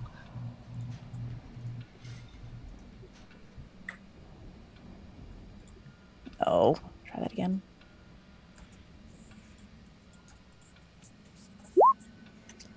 And the disadvantage. Disadvantage. Oh, that would have been Oh. good. Who's the nat Okay. one? Unfortunately, but it does still hit. So go ahead and roll damage. And this is going to be this one here, up and to the left. So that is 9 damage. Okay, and that is force damage. Yes. It's still standing, but you see your energy blast forward, and some of the shadow kind of dissipates to the side, and it comes back together. But you can see the shadow is thinner; it's weaker now at this point. Do you have any bonus action or movement you'd like to do?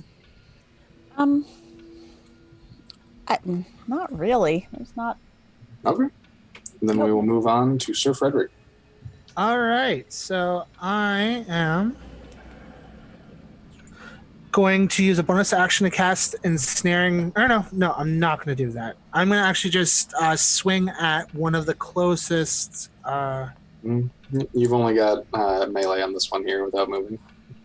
So yeah, I'm going to swing my long sword one-handed at whichever one I can reach. Okay, go for it. So that will be.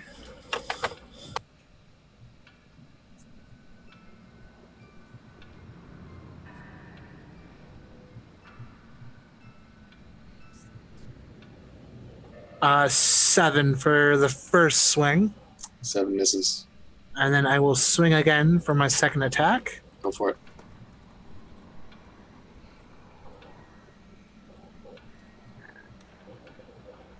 And I swing for 13. 13 does hit. Go ahead and roll damage. All right. So that's 5 points of damage. Okay. As you swing twice, neither time you're actually even sure if your sword is doing anything. The shadow's kind of shifting and weaving around your moving sword, but you don't really feel it connect with anything on whatever this creature is. So you think you did some damage to it, you swung your sword through it, but you're not sure how much. Bro, like, guys, I'm like swinging my sword through these guys, and it's just phasing right through them. So we're not dealing with our like run-of-the-mill creepy masked stalker guy. Any bonus action or movement, Sir Frederick? And what I'm gonna do is I'm going to cast Shield of Faith. Okay. I believe that's a bonus action, correct? Yes. Wonderful. Is that on yourself for that? I am gonna cast it on Velma. Wonderful. Oh yeah, the one without glasses. That's probably a good call. So Velma, I believe you get +3? +2 to her current AC. Yep, +2 to AC. Wonderful. 17. I don't know, AC 17. Whoa. Okay, then we will move on to Shaggy. Right. He's gonna just. I mean, there's like this wall behind him essentially with this heavy door, and he probably can't move it in time. So he's just gonna try to punch this thing Go for it. as best that he can.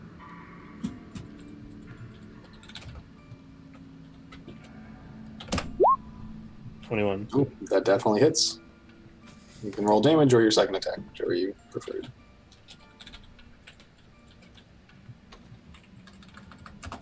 All right, so there's 4 damage, and then I'll spend a key point to make 2 unarmed strikes. Okay. 3 And blows. Let's do it. whoops, I typed in wrong. Yeah, that's nothing. Totally rolled a 1, bro. Oh, why is it always? That's weird.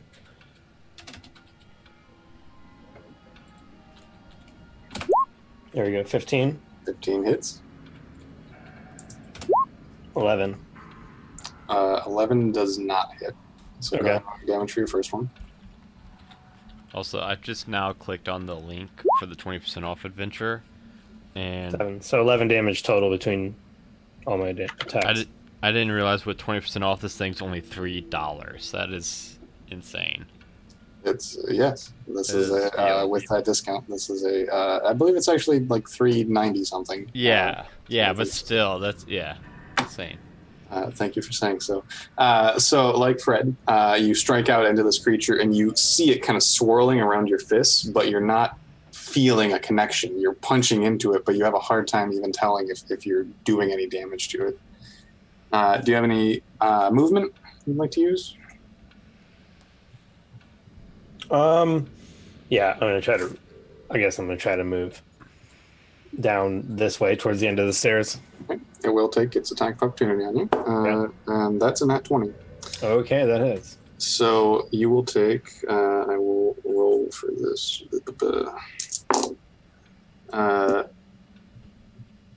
18 damage.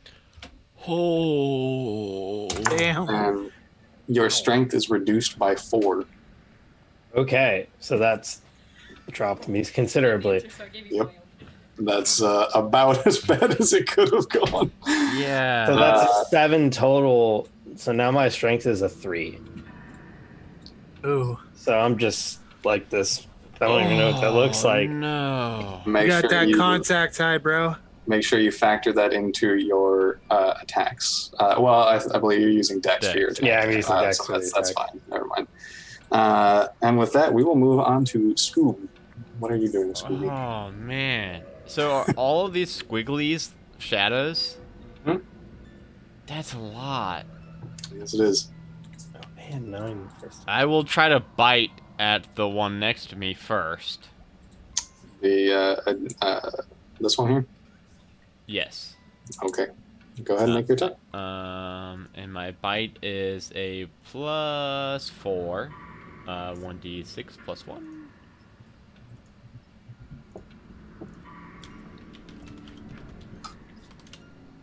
$19. 19 hits. Go ahead and roll damage. 4 damage. Okay. And then for my bonus action, I was gonna give Shaggy a Scooby snack, one of my special Scooby snacks, but with his health being so low, instead I think I'm going to say again, Raggy, and cast Healing Ward. I'm gonna cast Healing Ward level 2 actually for Probably this. a good idea. Yeah, I'm worried about I'm worried right now. So that will be 2d4 plus 5. So Okay. While you roll that, are you planning on moving anywhere, Scooby? no, I will stay here. Then Velma, we are back to you. You are currently blind. Yeah, Velma is gonna spend her action getting down on all fours and feeling around. I can't see without my glasses. My glasses. I'm sorry, Joe. I would have helped you find those, but I think Shaggy is in a bad way right now. I You think do- everybody's in a bad way right now. I know. You do manage to feel around this cold stone floor, and you do find your glasses and slide them back on. And as you put them back on, you realize that your teammates are not looking real odd. So what would you like to I'm do? perfectly fine. I don't know about the rest of you guys. Jeepers, we should probably get out of here. It's like some sort of hatch up here, but I don't know if we can open it. You have your bonus action and movement still if you'd like to use them. Yeah. I would. I just don't know what to do. I know. I'm the same way. I don't know what to do right now. I feel like engaging in this combat scenario is not an intelligent course of action.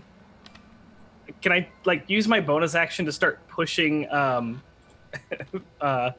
Daphne and Fred and kind of let's get out of here? There's no mechanical benefit to that, but you Yeah. can. Yes. I'm just gonna go. If you use your bonus action to dash and use your movement, you can drag someone at half speed, so you can try to physically pull someone along if you'd like to. Okay, I'm gonna grab Daphne and physically pull her up as far towards the staircase as we can get. So you have 25-foot movement. So with your movement and your dash, that's full round. So you can get 25. You can drag Daphne all the way up here. Okay. Almost to the top. But to do that, you will take 2 attacks of opportunity. Oh. Which will be split one on each of you. So the one on Daphne is, that's a 17 to hit. Yep, that hits. And the one on Velma, is only an 8 to hit, which will miss. So Daphne takes, that's low, 6 damage, and your strength is reduced by 3. Oof. And that ends Velma's turn. It's the Shadow's turn. So these ones are going to close in on Fred and Scooby. This one's going to close in, just kind of close in around everybody. So we're going to get 2 attacks on Sir Frederick. Let's see what they have. That's a 14 and a 21. So I believe 21 hits. Okay. So you will take 5 points of damage, and your strength is reduced by 1. Then we're going to get 1 attack on Scooby. Is a 16 to hit. Yep, I got a 13. Okay, so Scooby will take 9 damage, and your health is reduced, or your strength is reduced by 4. Then we have 2 attacks on Shaggy. Oh no! Let's see, that one's a 13 and an 11. I think those both miss, right? 13 meets my armor class. Oh, okay. 13 hits. So Shaggy takes another 5 points of damage. Okay. And your strength is reduced by 2. Okay, I have 1 strength. Wow. What mechanically happens if your strength's 1? Anything? If your strength... besides just losing the points? At 0, you drop, I think. Yes. At 0, you have to start making death saving throws. Okay. I mean, I got how much damage? 5. 5. Okay. I've got a plan. I've got Lesser Restoration, which I think will take care of this, but I don't know if it takes care of all of it or if it's like a bump each. I don't remember how Lesser Restoration. Worst case scenario, I can tag in with the Lesser Restoration. I have it as well. Okay. The last attack is going to be on Velma, and that's a dirty 20 to hit. That's gonna hit. So Velma will also take 7 damage, and your strength is reduced by 3. Velma is down. Oh no! And make your check to see if you lose your glasses when you go down. Just because that would be fine. D20. That is a 12. Okay. So you still keep your glasses. But they are on your face as you are now unconscious. So some good that does. But that's the end of their turn. And it is now Daphne's turn, with Sir Frederick is on deck. Okay, well, I'm going to do Eldritch Blast again because I have read my character sheet a little bit better and I actually get more damage than I did before. I'm going to cast it on the one that's sort of down and to the left from Velma. That's okay. Yep, and then also the one that is down and to the left of Shaggy. Okay, no problem. So we'll do the one next to Velma first. That is a 23. Definitely hits. Yeah. And the other one is a 26. That's a nat 20. At 20. Ooh. Excellent shots. Good Go ahead and job. roll your damage. So the first damage will be your not crit. So that is 6. Okay. Now your crit damage. And how do you want that? Do you want it just... Yeah, just go ahead and roll it, and we'll double whatever it Okay. rolls on the die. Wow. Minimum damage, so that'll be 2 plus 3 is a Plus total 3, of so 5. 5. However, that is actually the remaining health that had left. So Okay. as you fire into it, your Eldritch energy blasts through it, and the shadow dissipates around it and does not reform. so that it's one down. Do you have any bonus action or movement you'd like to do? Oh, I don't want to drag her away because that would be a terrible plan with attacks of opportunity. So,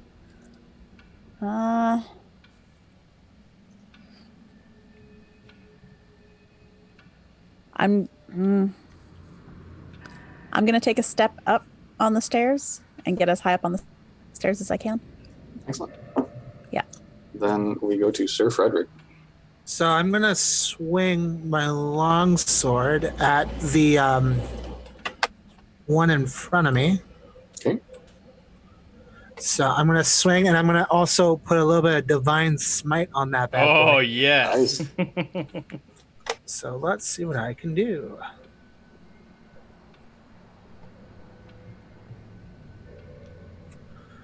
It's rolling.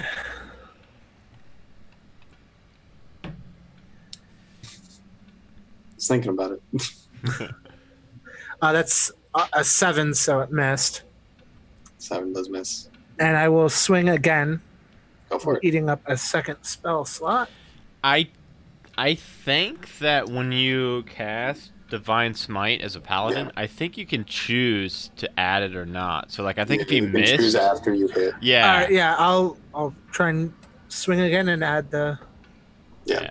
So So you're that only way, like, swing. if you miss, you don't have to burn the. Correct. Yeah. It's taking forever to roll. Yeah, D&D Beyond, it's like that for me too. Whenever I try to use D&D Beyond to roll, it takes a really long time. That is a dirty 20. Oh. Nice. That'll definitely hit. So go ahead and roll that and your Divine Smite. So I will add that. Oh, if So you, that's 7 plus. I need to just throw down 2 more d8s. oh, this thing is. I hope this thing is dead. If not, then I don't know what to You do. can roll double ones on there. That's true. Don't jinx me, man. Don't jinx me on this one. That's a 7. Okay. Yeah, 7. As you swing your sword through the first time, again, you feel nothing. The second time, you cleave it up, and as it moves through the shadow, you see this divine bright spark burn right through the shadow. And as you swipe across its form, it dissipates in your light. And then as a bonus, I'll blast, or I'll launch Shield of Faith on Velma again. Okay. So they're doing a little rough right now. Almost unconscious. Yeah, that isn't. How long does Shield of Faith last? I thought it was a minute.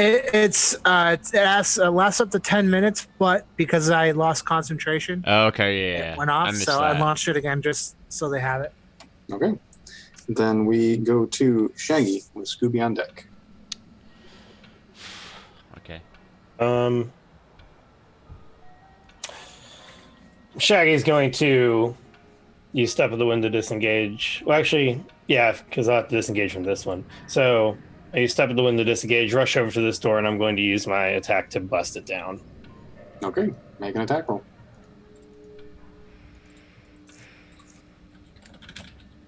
There's 4 left. Oh. Ooh, only an 8. Even with plus 6. I misspoke. I'm sorry. You don't have to roll to hit. It's a door. You can punch a door. Go roll damage for it. I'm Okay. sorry.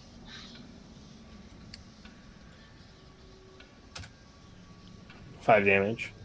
Okay. Let's see. You punch a bit of a chunk out of the door. It is loose on the hinges, but it's the door held up to both Scooby and Fred charging into it, so it is still standing. But you've done some damage to it. Okay. Scoobs, we need to get out of here. And that's all I can do. Okay. Then Scooby, you're up with Velma. You're on deck. I think my bite's funny, and that's why I did it last time, but really my rapier does more damage. So I will just pull this big rapier sword out of my dog null belt, and I'm gonna try to poke that shadow that's right next to me. Okay. For the record, I do picture Scooby on all fours with a rapier in his mouth. In his mouth. Oh, good. nat 20! Oh, nat 20. Oh, Excellent. Go ahead and roll damage. Oh, yeah. Now kill the damn thing. So I'll roll instead of 1d8 plus 4, I'll roll 2d8. That's fine. Okay. 15. It's not. It just. As you, with a flourish, you reach back into your pack, grab your rapier in your mouth, and swing it forward dramatically, slicing through the shadow, and it dissipates. I am then gonna drop it from my mouth and say, Velma, and cast Healing Ward on Velma. Okay. I'm trying to look at my spell slots and decide if I want to do a. I will do another level 2 spell slot for this because I'm not feeling super great. So Velma, you have now got 8 HP back. Okay. Wonderful. So Velma regains consciousness just in time for Velma's turn. You are prone on the ground. What would you like to do? I'll take my movement to stand up, and then the one that's kind of in between Daphne and I, Mhm. the one that's like immediately in front of me, I'm going to attack that one. Go for it. With a 9 to Oh hit. my goodness, we're rolling so Oh, bad. no. 9 does not hit, unfortunately. Would you like to use your bonus action to try again? Do I have a second attack? I don't think I have a second attack. If you use your bonus action, you can attack again. Okay. Yeah, Oh, I will do that. do you have 2? Yeah. Hey, that's a little better. A 25. Hey, 25 will hit. So go ahead and you do get sneak attack because it's adjacent to Daphne. Okay, go so that's ahead. a 1d4 plus 3 for piercing, and then the sneak attack is a d6, right? I think it's more than that at your level. Oh yeah, I think it's like 3d6, isn't it? Yeah, it's something like that. I think it's 3d6 at level 5. Oh yeah, we're level 5. Oh, Okay, Nice. so a d4 plus 3 first. D4 plus 3. So that's the dagger damage. And then you said 3d6 for the sneak attack. 12. that's nice. Oh, nice. 12 plus 4. Okay. So you draw up your first dagger, whooshes through the shadow, and as the shadow starts to lurch forward, you spin around the side and stab towards its back. And the shadow lets out this gasping sound as it dissolves over you in this cold wave of air. Do y'all have any movement you want to do? No, I think I spent my movement to get up, so I'm Half your movement, so you have another 15 feet if you'd like to move. I'm just gonna kind of interpose myself in between this one and Daphne, not Okay. to kind of block her shot, but Yeah. kind of protecting Okay. Very heroic of you, because that one is going to attempt to attack you again. Let's see how it does. Please no. Please no. That's gonna hit with a 22. Ooh. Damn. I'm rolling hot tonight while you guys stopped. So you take 9 points of damage. Oh no! Velma is back down. Oh no. Just got Oh, right back up to get and I knocked have right to- back down. I have to roll the d20. Oh. Velma's glasses go flying. Amazing. And then the only other one standing is going to attack Sir Frederick with a 14, which misses you. Nope. Okay. Then that's their turn. There's only a few left. Daphne, it is your turn with Fred on deck. Well, I'm going to Eldritch Blast both of those. Go for it. We'll attack the one on Velma first. That is 16. Yeah. And the other one is 13. That still hits. You hit both. Ooh. Oh, that would be so cool if Daphne kills them both right here. Oh, That would is be. 7 on the first one. 1d10. And 4 on the second. Okay. They are both still standing. But the one next to Velma is looking very thin. You can barely even see its outline. You can see it's there still, but it is very thin. We got this. Okay, and I don't Yeah, think there's any, anything for a any bonus advantage? action. No. Then we will go to Fred. So I'm gonna swing at the last one that's right here. Go for it. So let's. And whatever hits, I'll cast a spell slot for Divine. the Divine Smite. So So that's a 30-21. That ooh. is. Go ahead and make your take your damage with Divine Smite. I'm gonna swing double-handed on this one. What? So that is 12 before the smite, and then Nice. with the smite on top.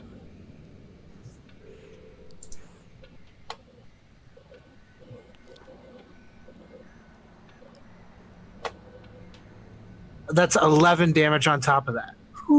Oh, that. So 23 points of damage on total. You are getting a definite sense that this divine light sparking off your blade is tearing these creatures apart. It's the only time that you can feel your blade cutting through something. It feels like you're cutting through like burlap, like this thick but thin texture. Rip through it, and this sparks tear the shadow apart. Easily slicing He apart. just swings up, put the swords on his shoulder, and goes, "Talk about getting little half off." Boo. Dude. And then he turns to Scooby. He's like, "Guys, we gotta go help them on the stairs now. Let's go." And I'm gonna it is now- start walking towards them. Yes, you have your movement, and it is now Shaggy's turn. Unless you have a bonus action you'd like to do, Fred.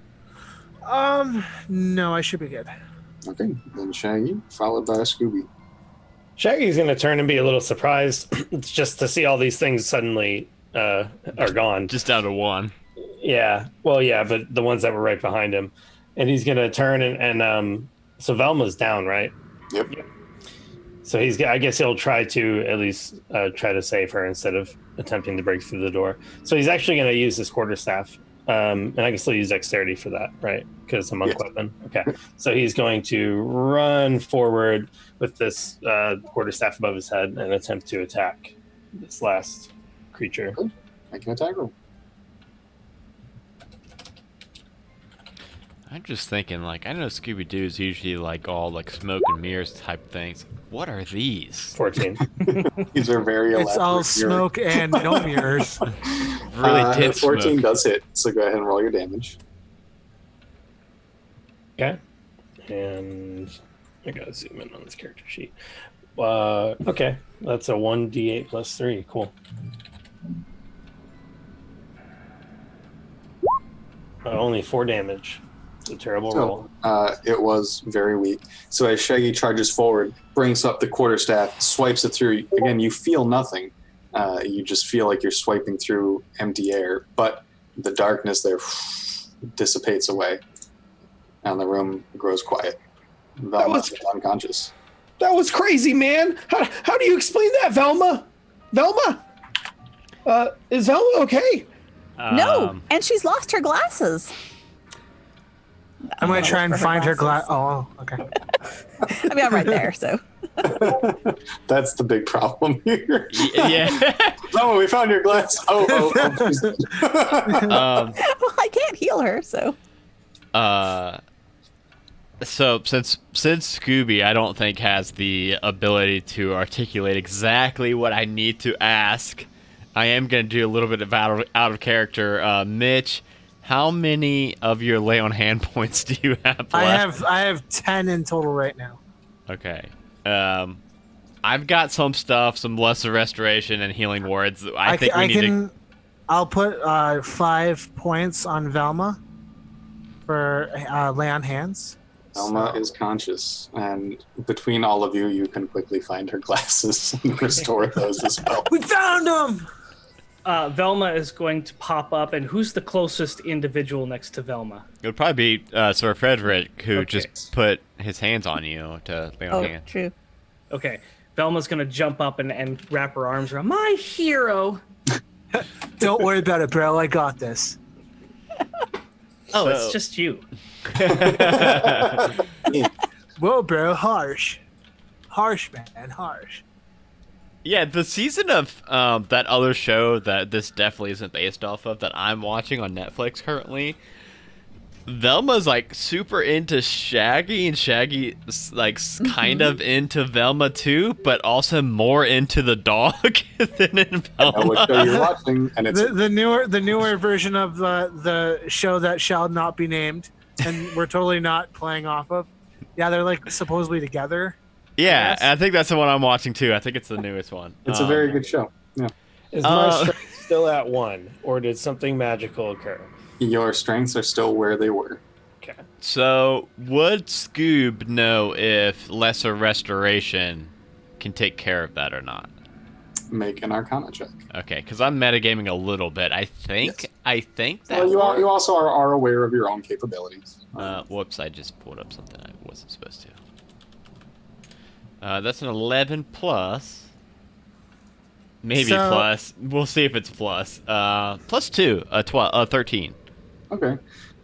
You do know that lesser restoration would not help, but it's likely that greater restoration would. And it also, everyone who has been affected by this, which I think is everyone at this point, you just feel tired. You feel exceedingly drained. You are not exhausted in a mechanical sense, but you feel exhausted. You are drained from this experience. If only there was a room full of beds. Shouldn't we check this place out? I mean, Yeah, maybe later. ghosts Shaggy. usually aren't a I'm thing. with Daphne. Ghosts are not. You know what? There was a hatch up there, but I don't think I could open it. An- I haven't even had lunch yet.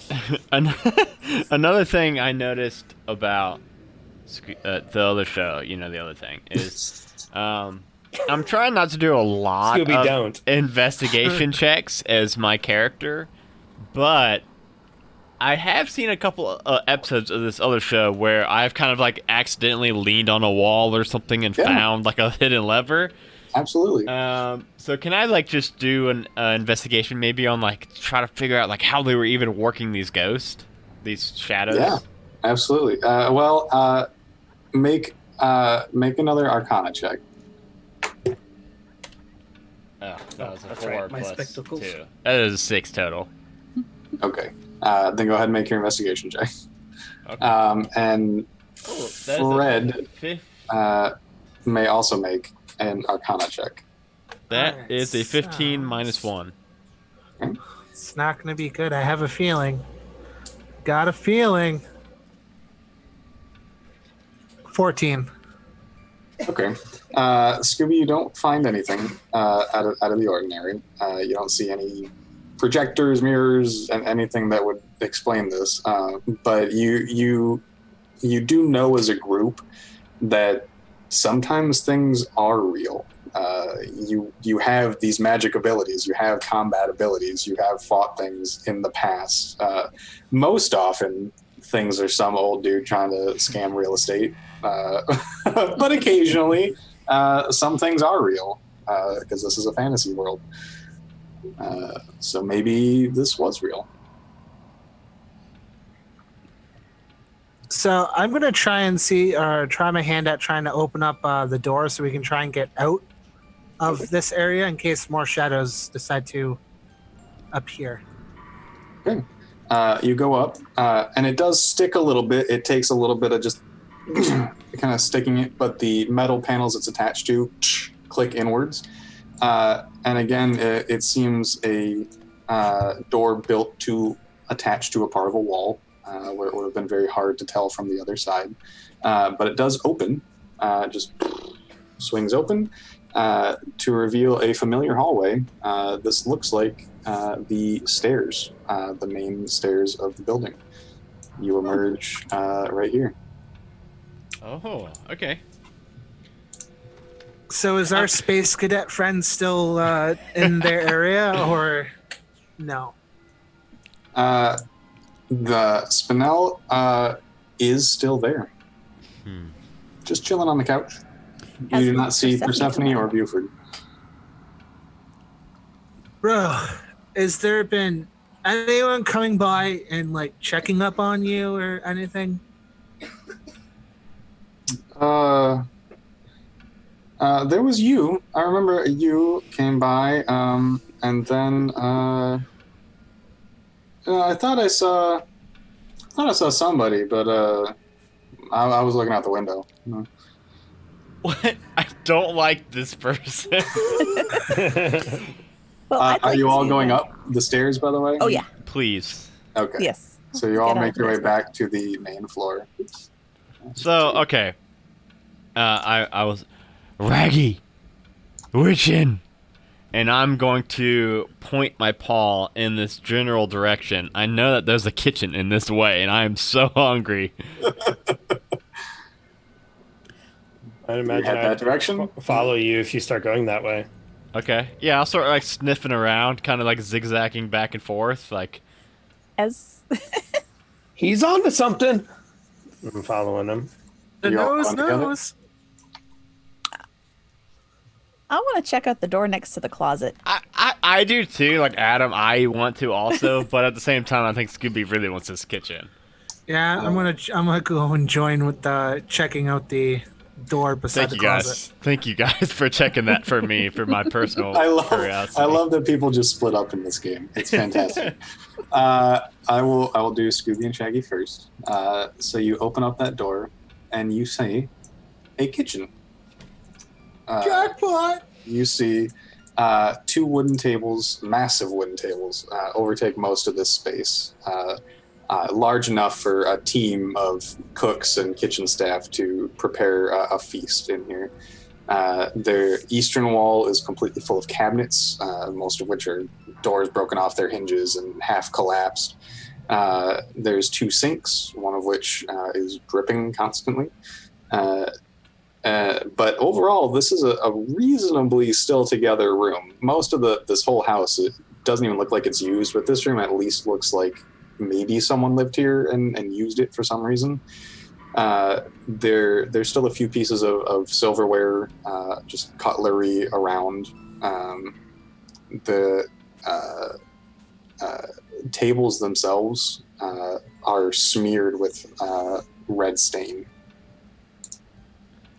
Is That this is a up here a door. door? Yep, that is the door. Okay. What would you like to do? I would like to try to look for any kind of ingredients to make perhaps a burrito. Make an Oh. investigation check. Okay. Are the red stains? They look like horrific. Is it like? Oh It's no, not I'm going jelly. to. It's not jelly, in case you're wondering. They look like it's probably blood, but you have no idea if it's horrific. It's not fresh. It's not like someone was recently maimed here, but it's hard for you to tell if it was like, there's no difference between like a person being cut up or like someone cutting up a steak and just making a bloody mess here. It definitely doesn't look like it was well cleaned up here. Okay, but like Raggy. two idiots Raggy. would still see this. Strike.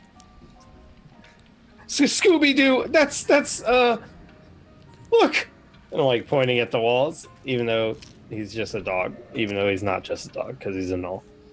Is he colorblind? I want to know. Is he technically colorblind? I'll say yes. Would he know that that's blood? That's the question. With his sense of smell, yes. Steak. Steak. Did you make your investigation roll, Scooby? I rolled 2. Scooby is already eating. Scooby found the burrito. All right, would you like to make an investigation check as well, Shaggy, in here? Yeah, Go I'll for do it. that. Because my mental capabilities are not impeded more than normal, Correct. only my physical. You just feel very weak. Yeah. Also, I'm done eating now, so I will not be eating on the stream anymore. Hey, gotta eat, man. It And goes it's in with the character. character. You got to recover all those spank points. Yeah.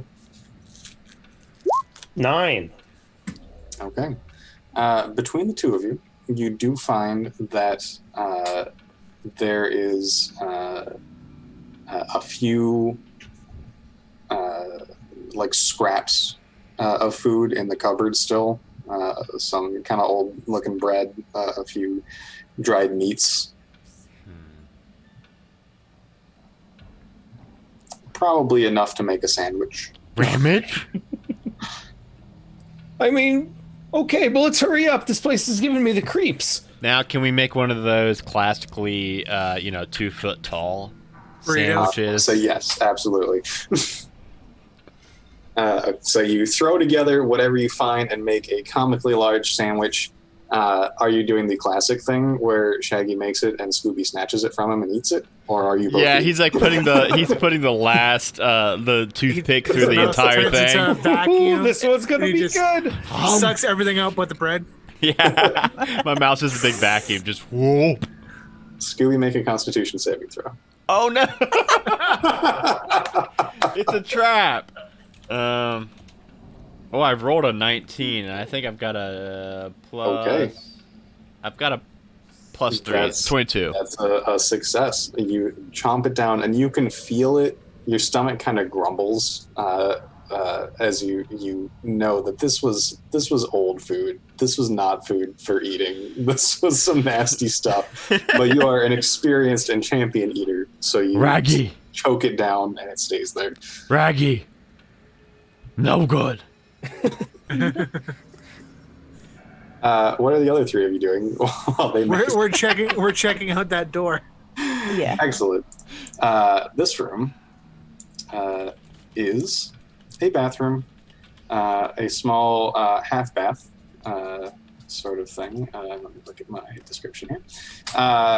You see it's got a pull chain toilet that takes up most of one wall. That's now broken. The tank is broken. The chain is on the ground. The toilet seat is cracked. You see a porcelain sink below a foggy mirror with a small cabinet next to it. I'm gonna check out that sink and turn the valve, see if maybe it opens up a trap door. Make an investigation check. Hey! You never know. You laugh at me, but it could be a thing. Are you all going into the room? Yeah, that seems like the thing I do. Why are you all so nervous That now? was a hesitant. I Yeah. rolled a 2. You can work the knobs. You turn the knobs of the sink, and a little bit of water drips out. It doesn't really seem that there's functioning water pressure. Does it sound like that rattling sound when there's like the water's not 100% there, but It doesn't even do that. It just kind of drips out a few old drips of water.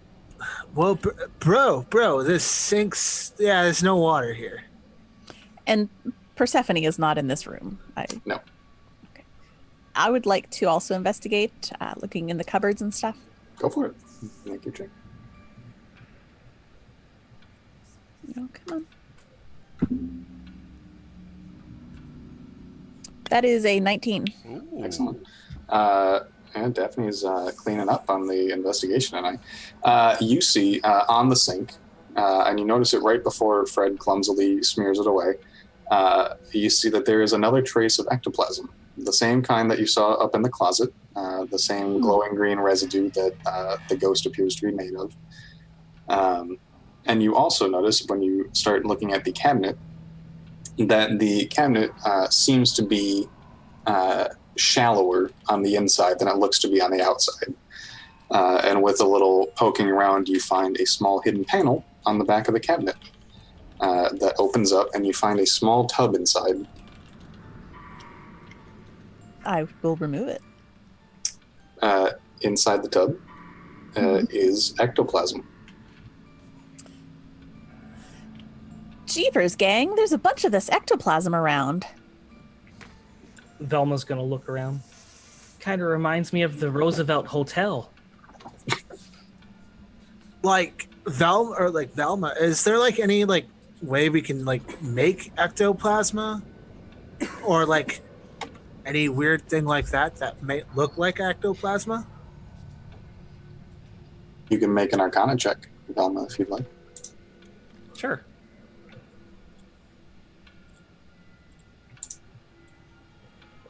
I love that. I don't think I've ever seen Joe in glasses before. But Joe, do you usually wear glasses?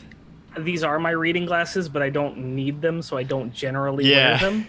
I've never seen you in glasses before, so this is taking your character to the next level. Yeah. What is my Arcana is +0. Okay, so just a straight D20. Oh, unrecognized command. I'm sorry, because I spelled roll wrong. You can just do /R and roll 20. Oh, Faster. roll 1d20. Oh, natural 20. Nat Yes. 20. Nice. Oh. Yes. So you look at this, and you have studied all sorts of arcane and not arcane things. And fairly quickly, you deduce that this is not ectoplasm. There's nothing phantasmal about this. This seems to be makeup. It glows slightly, but it seems to be regular old makeup that anyone could put on. Daphne, I'm surprised you didn't figure this one out. This is definitely not like that slime we found at the Roosevelt Hotel. Oh, This is just makeup. then I wonder who our ghost is. If it's someone who's wearing makeup. Like, what about the journal we found? Was there any clues in like that? Maybe leading to someone suspicious, maybe? Oh, Velma, you should take a look at this too. You found a clue? I did. And I will... Good job, Daphne. It was in the bedroom upstairs where we found you. Here's my... There it is. You should now have access to it in your Roll20 journal as well. Okay. Okay. I do have a journal entry. Do you want me to read it so that everyone can Yes. you know can- what we've been yeah. looking at? You are welcome to. Yes, at your Please. discretion. This is a journal entry, and it says, "It seems my brush with Destiny and Mystery LLC has started rumors among my family that I am weak and cowardly. How wrong they are, yet they begin to circle around like vultures. It was suggested that I host a gathering, a reunion of sorts for the family. People arrived from such distant connections that their purpose was obvious. They were practically measuring my walls for their own curtains. Nevertheless, 2 individuals did catch my eye. Some distant cousin, Persephone, and an abstractly connected waif named Spinel. Utter wastes of space, both, just as greedy, vain, and expectant as the rest. But neither of them seems to have any real connections with the rest of the family. If I were to add these 2 to my will, I'm sure the rest of my family would be so shocked and outraged that they'd pretend Persephone and Spinel never existed at all." And that is in all your journals on Roll20 if you'd ever like to reference it.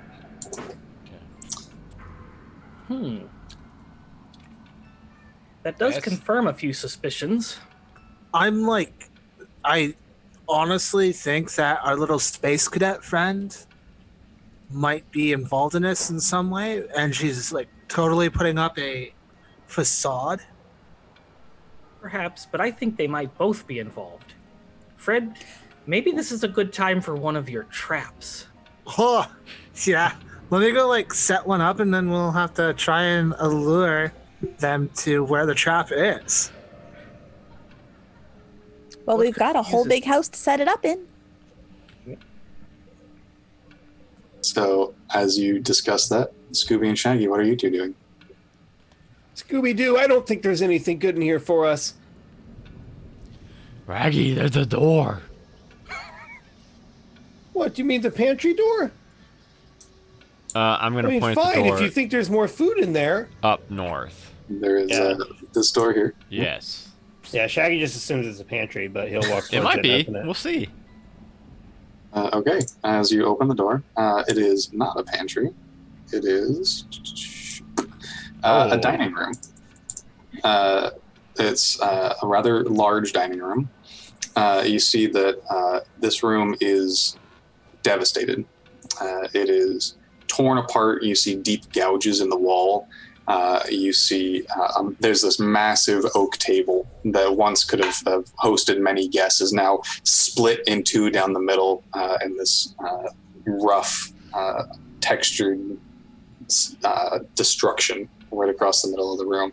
There's shattered glass everywhere as if someone took cups and glasses and smashed them around the room. This is a very destroyed room. Zoinks! I kind of wish it was a pantry. Raggy. What do you think happened here? Lord. Hello? Is there anyone there? No response. Could I don't like the looks of this. peek in this door right here? You can. Those are glass doors that lead out to the patio. Oh. Okay. Okay, so now this mansion is coming together now on roll 20, so I'm just kind of like looking around. What is this? Is there somebody out there? Do I see anybody out there? Make a perception check. I think my perception's pretty good. There's a 10 plus plus a 6, 16. You do not see anybody. I'm like looking through the glass. Oh, nobody out there. Don't know how much time has passed. So this But is it the feels door. like forever. Sorry. Okay. What was that, Shaggy? So this is a door that I can see. Yes, that is a door. Well, Scoobs, maybe we should look over here. There's a hallway and another door. You got it, Shaggy.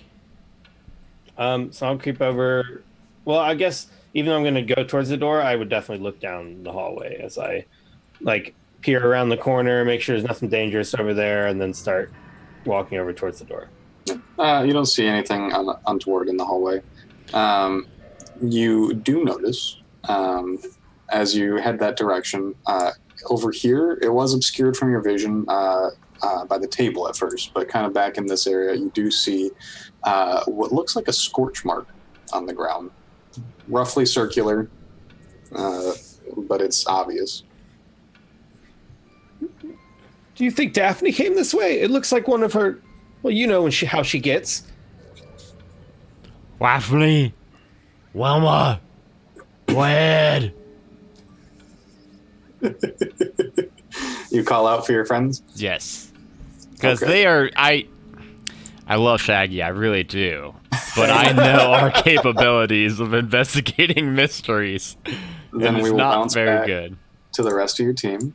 You have a moment before you hear calling. So I assume you step out of the bathroom. No. Do you have somewhere you'd like to go? Do we recall where that other fellow went? The one who wasn't mentioned in this note? You first? Last you saw him was he went upstairs. And then when you were upstairs, you heard a blood-curdling scream. And everybody ignored it. And, Oops. those are currently your only clues to his whereabouts. Maybe we Alright. should go towards where we thought we heard the screaming. Maybe there was a clue. Possibly. Where would you like to go? Well, did we hear Not yet. Scooby calling yet? Well, yeah, I suppose we can try going upstairs again. I'm I'm totally down to do that, but we gotta make sure that we're together because it seems that when we separate, things don't always turn out well. So we'll be together upstairs and try and figure out what's going on. As you step towards the stairs, you get a glimpse into the sitting room where you can see that Spinel has moved. She's currently standing, facing towards you, standing at the edge of some sort of unholy portal on the ground. You see this spinning, writhing circle of flame, and she's just kind of standing on the edge, just kind of looking down at that. Fred's gonna just run over and grab her and pull her away from the portal. Well, you've got a decent amount to run, so make an athletics check. Ooh, I can do that.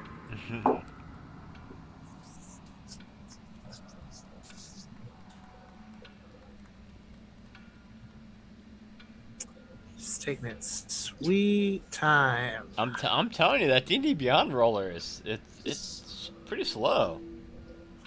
I got a 7. Hey. So just like running and then trips. As you begin running, she kind of glances up at you, and as she glances up at you, a ghostly hand reaches out of the portal and grabs like the top of her shirt and pulls her into the portal. And as she tumbles in, the portal closes just as you reach it, slamming your hand into the ground. Too late to save her. Bro. Can I, Now you hear Scooby call out for the rest of your team. Well, And on the ground is a scorch mark left behind. Velma's going to investigate the scorch mark, like take a sample or kind of run her fingers along the ash or the soot. Make an Arcana check. Arcana is just +0. Just a straight D20. That's a 12. Okay. The floor seems solid. It doesn't seem like there was any kind of trapdoorery here. This was very probably some sort of magical effect that happened, and it's probably fairly powerful, but you don't know the exact nature of it. Curious. Let's go find Scoob and Shag. sounds like a plan. So you all begin heading towards the dining room, and eventually you all link back up, where you see a very, very similar scorch mark that Shaggy and Scooby are kind of hunched over. I wonder if this what's happened to Persephone. Could very well be, and Velma's going to do the same thing to this one and see if it's the same. It seems to be the same sort of residue left behind, yes. I think we can safely assume that this is the case, Daphne. Yes. I wonder if we'll find the same thing where Buford was. Let's hope we don't. Let's hope we find Buford. True. Well, hey, gang, what did you all find out? The kitchen, well, you can ask Scooby. Didn't exactly have what we were looking for. Aw, would you like a Scooby snack? Would I? What we do? Absolutely. Definitely going to eat that Scooby snack.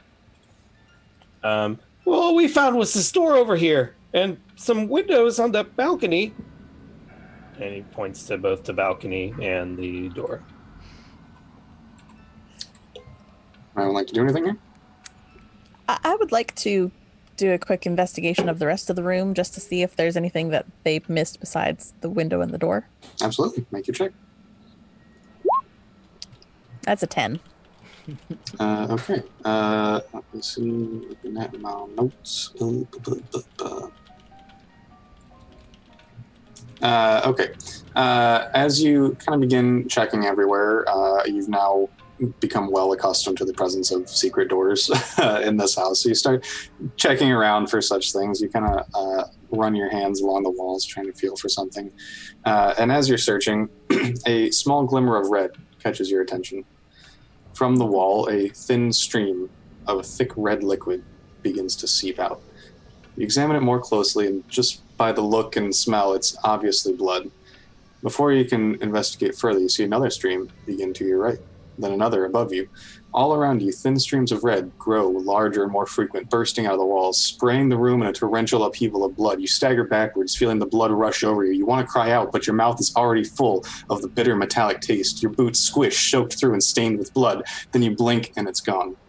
The room is as it was, without a stain or a drop to indicate that anything had changed. Everything is normal, except for a bitter taste in your mouth that you cannot shake. All of you in this room must make a wisdom saving throw. Oh. So we all saw that. Yep. Okay. Oh ho ho ho! I think I saved. Wisdom is a plus 0. Oh, no. 19. 21. Ooh, 16. 8. Okay. Velma got a 10. That works. Everyone passes except Daphne. Daphne takes a level of exhaustion. Ooh. Oh.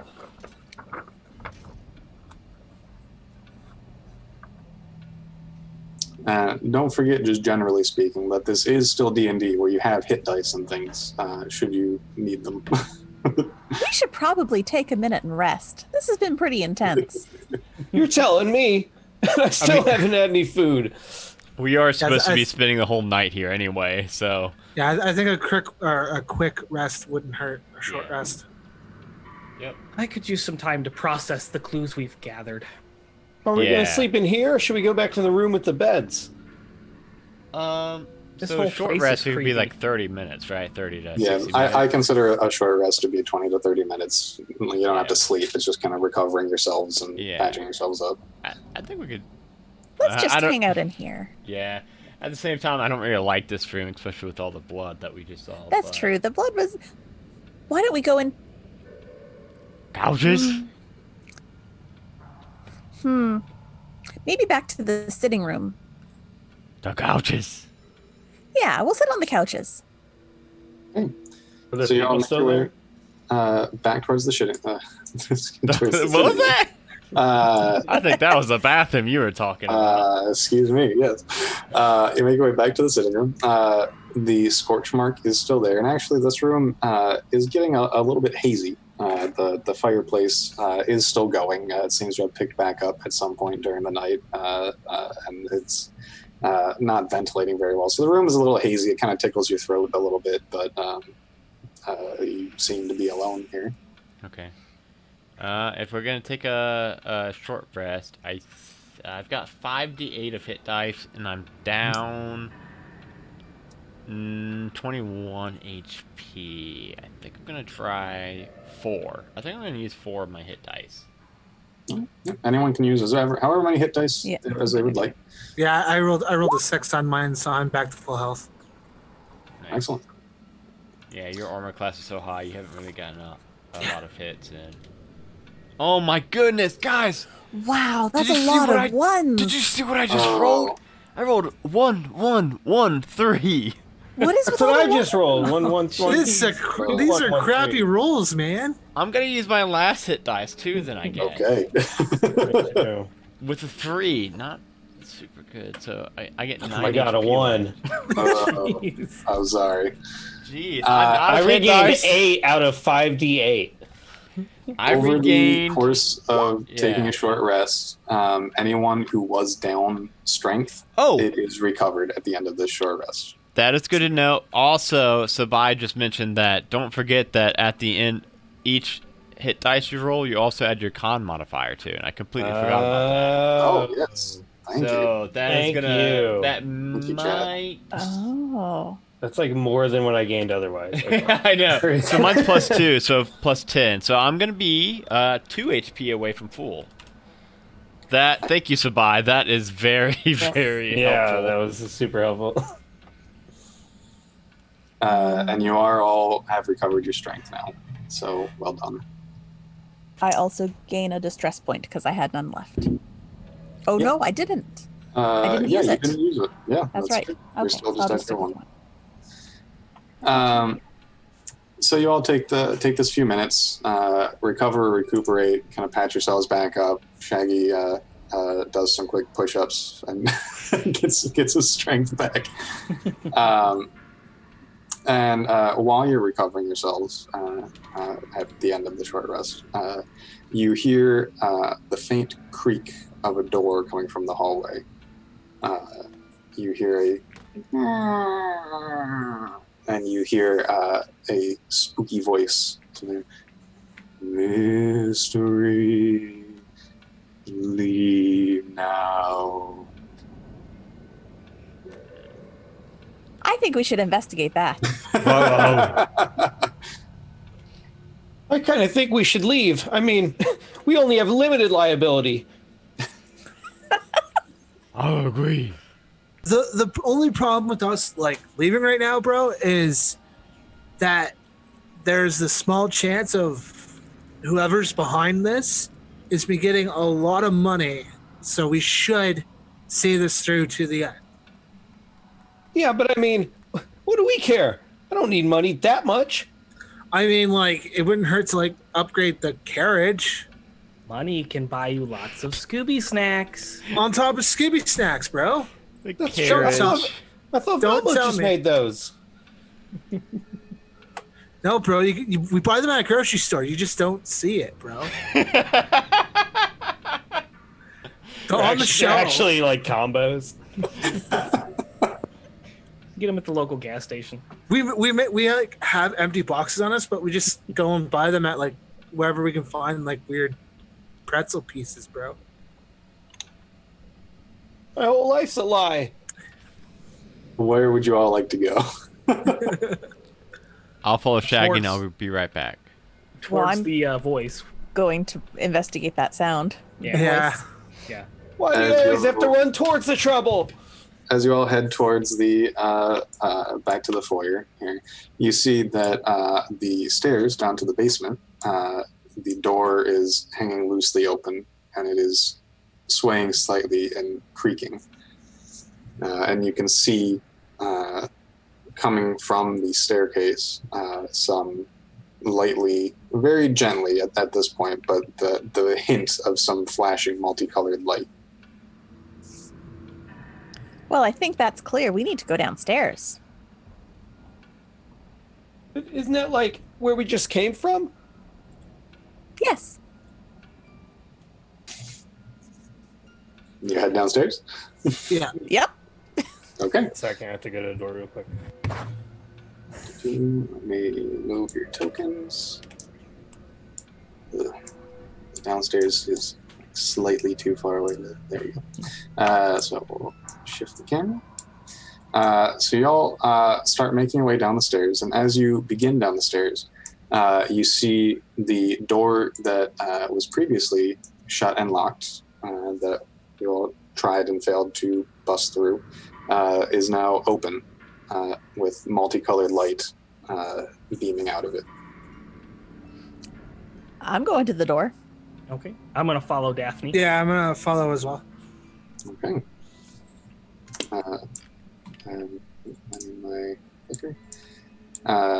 Do we have our our Scoobies still gone? Scooby and Shaggy have left the building. Shaggy's here. Shaggy just came back. Yeah, I ordered a pizza. Thought it'd be here in 9:20, not right now. So Oh, okay. Well, I am going to wait just one moment for Scooby to get back. That's a good sign. Yeah. DM's like, you all need to be here for this. Ooh. Uh-oh. canonically, it would make sense if the two of us just kind of disappeared, especially if we're going after pizza. Yeah, they just wander Yeah. off. How's everybody else doing? Having fun? How Oh, about you, yeah. chat? Definitely. It's nice to see you all. Thanks for coming and watching us play. Okay, well, I was hoping you'd be back. Okay, anyway, I will continue. So you all walk into this room? Yes. Yeah. Yeah. So you see the multicolored fire that Velma, Shaggy, and Scooby investigated earlier is once again smokelessly ablaze. It is flickering eerie shadows across this room, and again you see what appears to be arcane sigils and runes made of blood sprawled all over the walls in this room, and leading down into a red bloody pentagram in the middle of the room with candles around it. And you see standing there near the northern wall, you see the ghost of Beauregard. As you enter, the smoke dissipates from the ghost of Beauregard, and you hear him say, "You had your chance to leave. You have overstayed your welcome. Now "You die!" And while he speaks, a second ghost appears walking through the wall, floating behind the first ghost. You feel fear welling up as you glance between the two specters. The first ghost continues, "First, I will rend your flesh, and then... What are you looking at?" And he turns and he glances over and he sees the second ghost and he kind of jumps backwards. And the second ghost says, "Well, no, please, I want to hear how it ends." And his voice is different. It's darker and it rings with this strange echo throughout the room. And the first ghost seems flummoxed. "How, but you..." The second ghost sighs and takes a deep breath. And as he inhales, he grows larger with a dark arcane fire glowing in his eyes. "I cannot be stopped now. With your sacrifices, I am immortal." And he plunges his hand forward, piercing a clawed, phantasmal hand into the chest of the first ghost, who lets out a pained and surprisingly human wet squeak as the ghost pulls him cackling through the wall to the west. Oh. Can we leave now? Well, that was a spectacular light show. That was. Bro. Was that for us, you think? 5 stars, bro. 5 stars on that performance. You said to the wall to the west?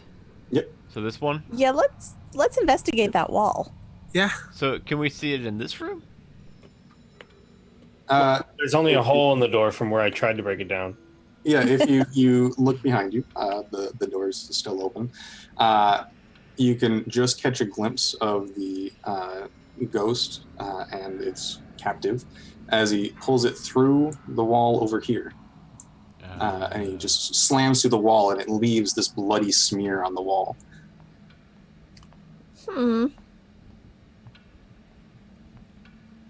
Whoa.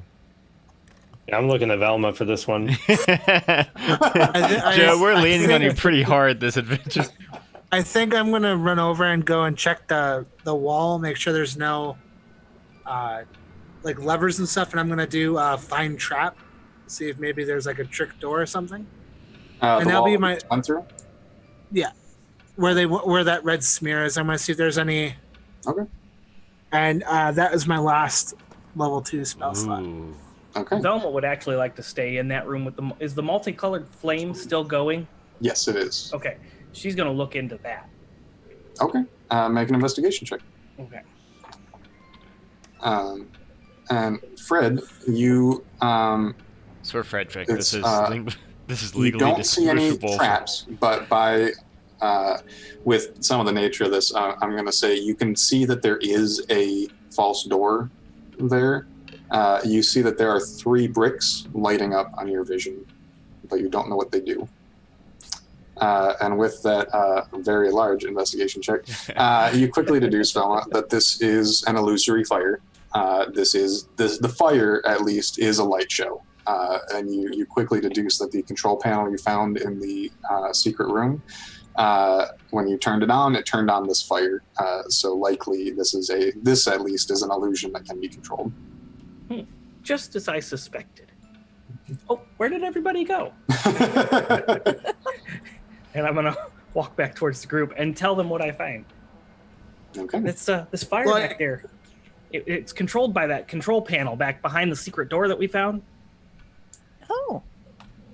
I'm gonna try and push the bricks that I can see that are kind of glowing, and see if it is like a sequence and it'll open up the trick door or the boss wall. Okay.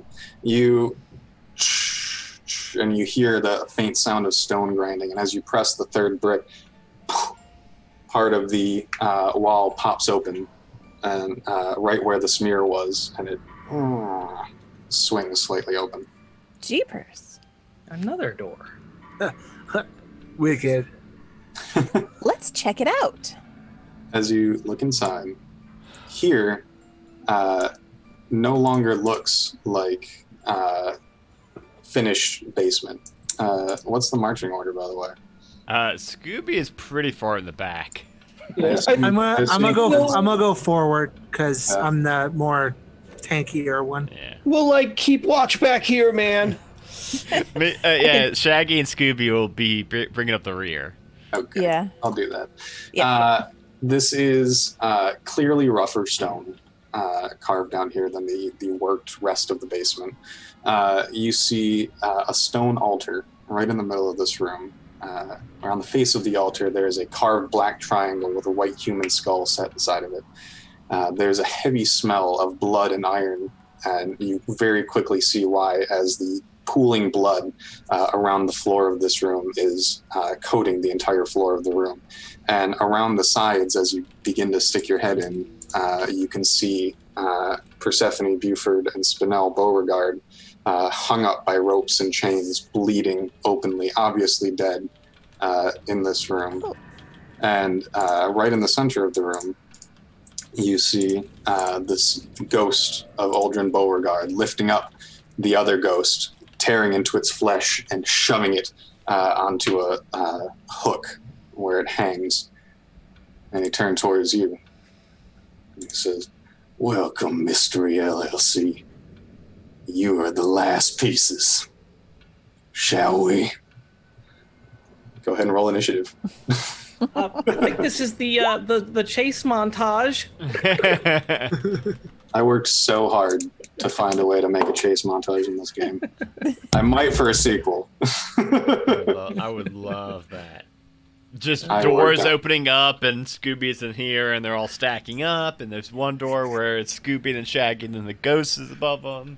I worked on it. Okay, 25 to 20.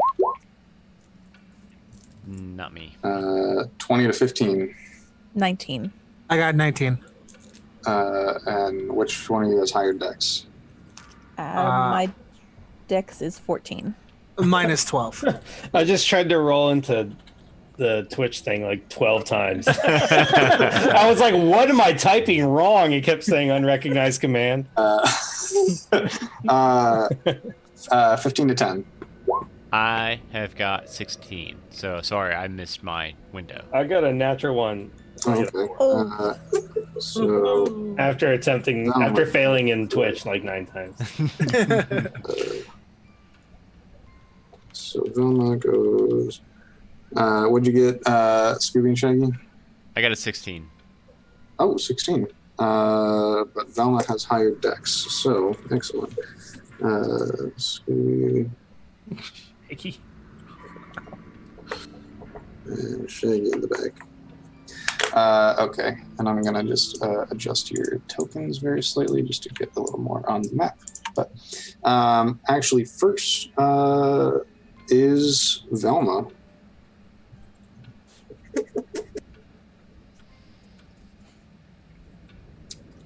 Velma is going to push past Fred and say, "Let's see who you really are." Take his mask off.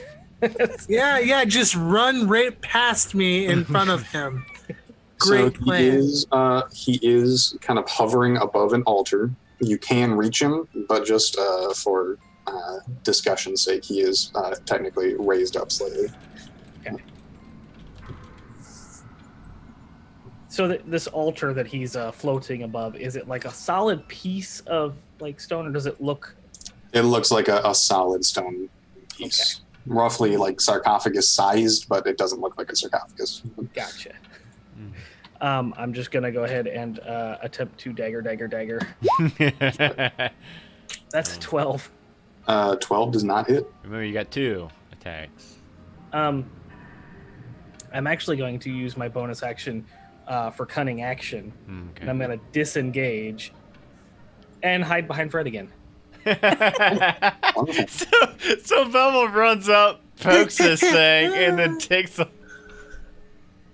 And I'm gonna just put for discussion's sake that there is a little bit larger. I'm gonna put the altar right there, just so you have something to move around. After Velma is Scooby. Oh. Okay, I'm moving the so that people can see a little bit more.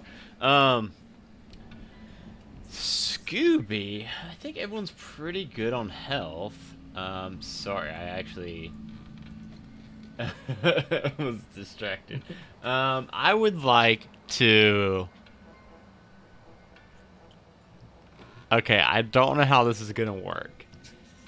I would like to look at this thing, this ghost, presumably, and I haven't been able to find a good like Scooby-Doo joke that like Scooby would say on the show. So instead, I'm gonna rework Tasha's hideous laughter a little bit because this isn't very funny. But I'm gonna say, "Ooby dooby doo, where are you? We got some work to do now." And I'm casting Tasha's hideous laughter, and I'm hoping just that voice, that terrible, terrible voice alone, will make this What's the thing save? laugh. Tasha's hideous laughter is so that will be a wisdom save, which for me will be. Where are my saving throws? Shoot. Oh, spell save DC is a 12. Okay. He got a 9. So the creature thinks my dog voice, my gnoll voice, is so dang So- funny. This blood-covered phantom in this blood-filled room. This gnoll runs in and begins singing at it, and he is overcome with the sheer hilarity of this very bizarre situation, and he falls prone. He is incapacitated. Yes. Well done. Bonus.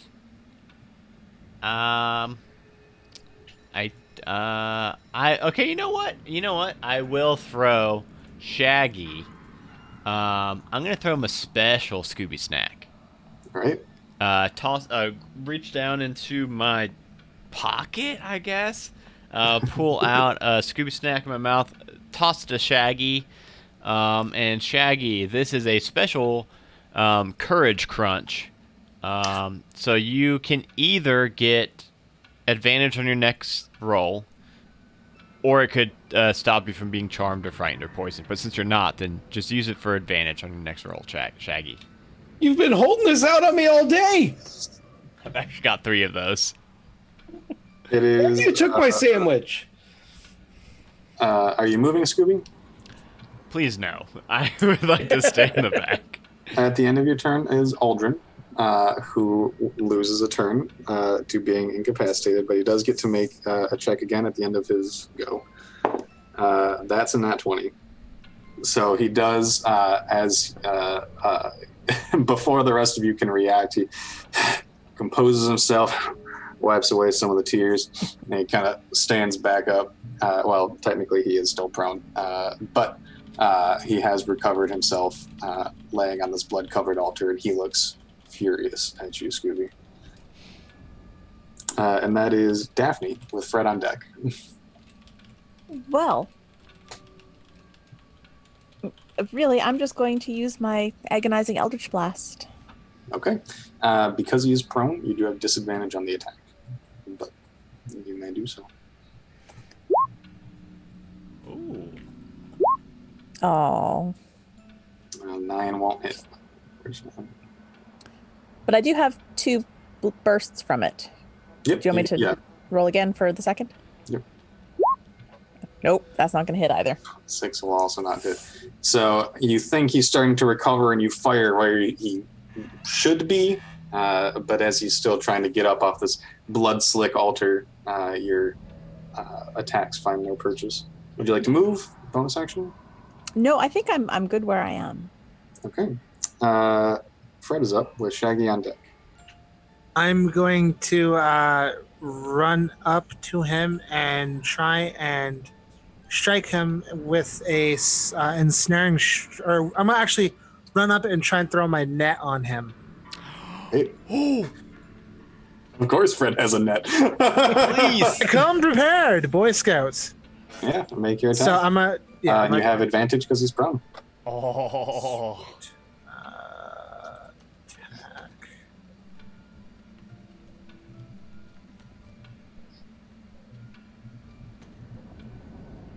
$18 for my first roll, just to see if I get a nat 20. Mm-hmm.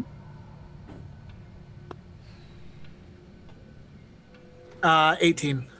That hits. And remind me how the net works again. You are So he needs to make. He's restrained. A creature can use this action to make a DC strength check to free itself or another creature in a net, ending this effect on a success, dealing 5 slashing damage for the of the net, which is an AC of 10, which frees the target. So he's got to try and beat a DC strength check of 12. okay. Wonderful. And he is restrained. So that means that he has a speed of 0, and attack rolls against him have advantage, and his attack rolls have disadvantage. So he was made prone, and then a net was tossed over him, and honestly, you guys got him pretty good. Look at Someone that. go take his mask off!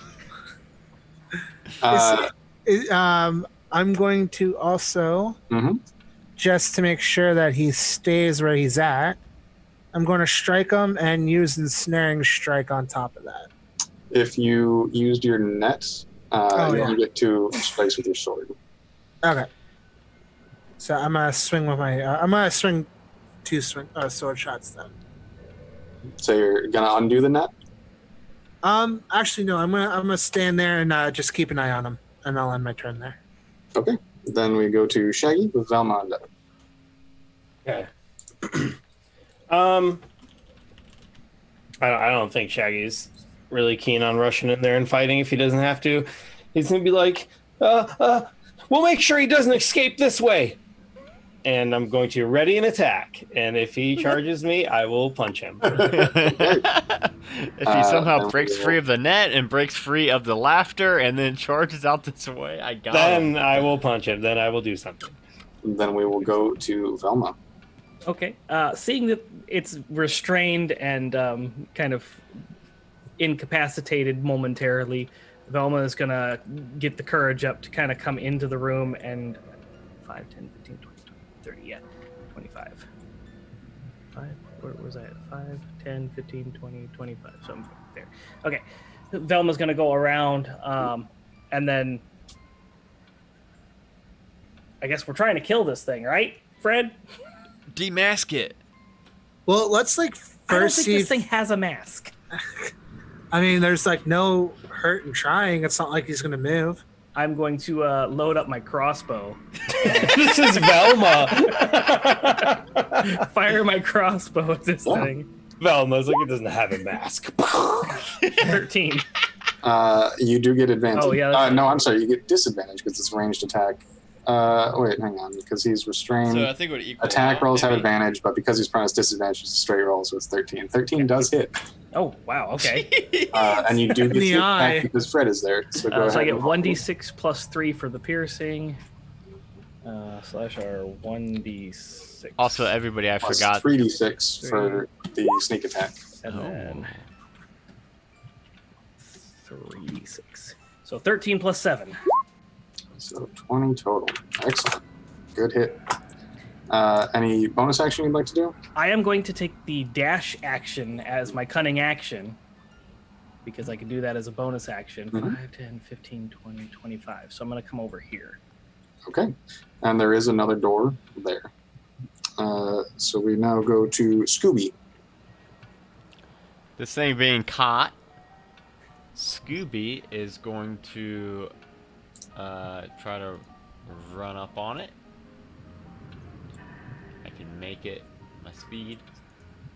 And I would like to try to bite at its crop of hair, if it's got any, and try to pull off any mask if possible. Okay, make a bite attack. I will do that. Adam I gets have a nat advantage? 20 on this. This would be amazing. Do I have advantage on this, just in case? You do, because he's restrained. Oh, so that was an 8 plus, that is an 8 plus a 4, 12. 12 does not hit. No! So he is kind of thrashing away in the net, and he pulls his head to the side, and you snap at nothing. So he is thrashing around. Enough to have his head not be bit. Yeah. Dang it. All right, that's all I got. Okay. At the end of your turn is Aldrin's turn. He looks at you, Scooby, and he says, "There's nothing funny about this." And he fades away. The net goes limp. Oh. And you all see Persephone, Beauregard. You see her body kind of lurches forward as you see blood flow out of her, and you see it kind of spiral up into the air and fade away into nothing. And you don't know what that means. But currently, you do not see Aldrin Beauregard. Which means I will hide him. Daphne, you are up with Fred on deck.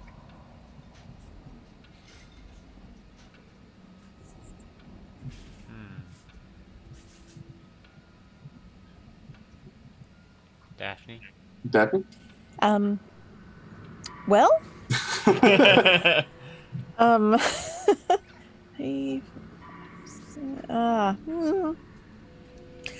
okay, I will go over to the body of Persephone. Can I get there from where I am? Yes, Persephone is right here, so you can. All right, I'll go to her body, and I want to check her out. Make a medicine check. Medicine is going to be a plus.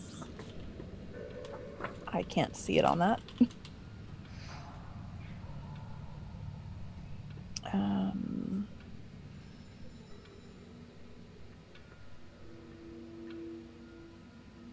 Oof. Nope. That's a 7. She did. She's definitely, obviously dead from many. Man, this is like R-rated, Scooby-Doo. Yes, it is. This is like that robot chicken Friday the 13th Scooby-Doo parody. Do you have a bonus action you'd like to do, or any other movement? I'll move closer to Velma as far as I can get with my movement. Okay, so that was right there. Next, we go to Fred with Shaggy on deck. So I'm gonna go towards the door and see what's behind the door. Okay. So let's see. Yeah, you can get there. Opening the door, you see a small path downwards. This seems to continue the caves slightly, but you can't see around those corners there. Like, come on, gang, let's go down this path and see where it takes us. That was. You still have a bonus action if you would like a bonus action. No. Shaggy is up with Velma on deck. Right. Shaggy, he was staying in the back because he's a coward. But now that everyone's moved forward, now he feels more prone here. So he's going to move closer to where everyone else is. Okay. Kind of a pack mentality. Feels a little bit safer. Is that the end of your turn? Yep, that's it. Okay, then we have Velma with Scooby on deck. Velma would like to investigate the altar. Okay. You can make an investigation or an arcana check, depending on what you're trying to do. I am investigating it physically. I don't believe in the supernatural. Then Even go though ahead. I've seen it a few times. Make an investigation check. 1d20 plus 6. I seriously That's only feel- a 12. This seems to be a stone altar covered in blood. You don't see anything remarkable about it. Okay, well, let's move on, gang. Scooby? Alright, I'm just gonna meet on up with right behind Fred, and I'm ready to go when everybody else is. At the end of your turn,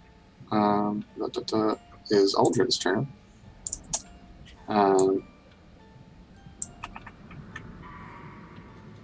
Let's see.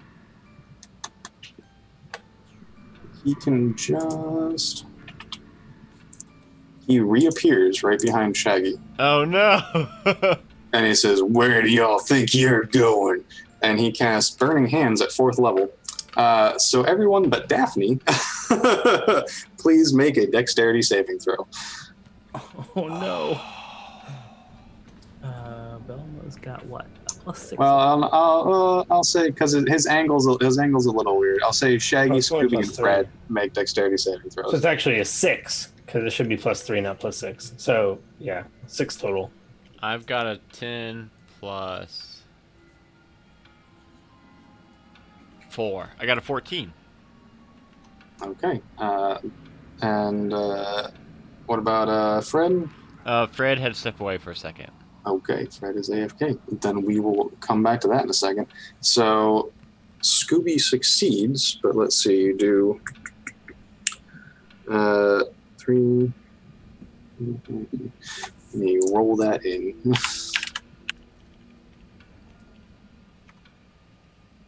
So Shaggy takes 24 fire damage. Oh, Scooby takes shoot! 12. Ooh. And depending on what Fred rolls when he gets back, we will see how much he takes. But this Wow. isn't called Cthulhu, or I would have been down. It's a lot of damage. Oh. Yep, that is a lot of damage. And that will end his turn. So we go to Daphne with Fred on deck. Yeah, Daphne is going to do her Eldritch Blast again. Do it.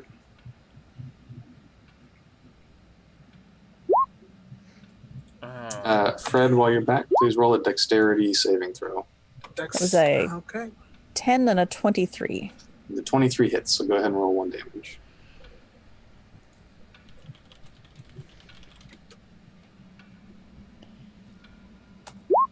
And I also want to use my distress point. That'll give another 2 damage. I got 17 on the deck save.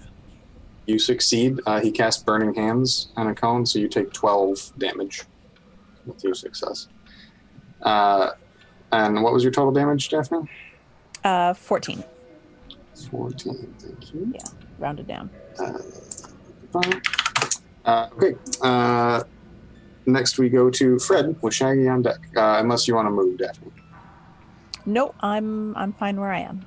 Okay. Then So Fred is I'm gonna go as close as I possibly can with my 30 feet of running. push through your allies and get there. Yeah. And I'm gonna swing my sword.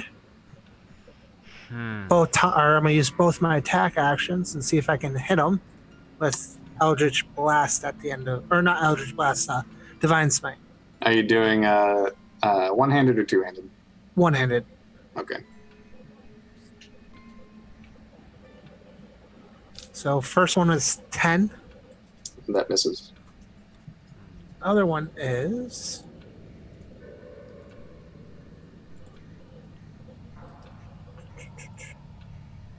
oh wow! I just realized I was rolling damage.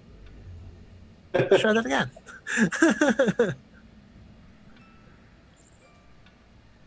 So the first proper is 14. He is going to use shield. So your sword swings right towards him, but he raises a hand and the sword bounces off an invisible arcane force. And then the second one is 23. Ooh, even with his shield, that hits. Go ahead and roll damage. And you're doing a divine smite on there? On top of that, yep. Okay. So that is 4 for normal damage.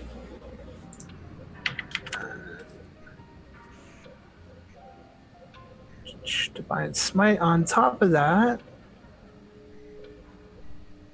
12 points of damage in total. Nice. So you swing forward, it bounces off the shield. You spin the sword around and cut up from above, glowing with radiant light, and it burns into his slightly incorporeal form. And it growls in pain as it cuts through him. Great turn. Do you have a bonus action you want to do, or is that it? I'm going to cast Shield of Faith on Shaggy. He's right in front of me. Okay. Okay. Then it goes to Shaggy's turn with Velma on deck. Now, Jeremy, I don't think you've used your advantage yet from my Scooby Snack. I have not. So I'm going to turn around and attack him directly. Great. Punch him up. 23 to hit. 3 hits, yeah.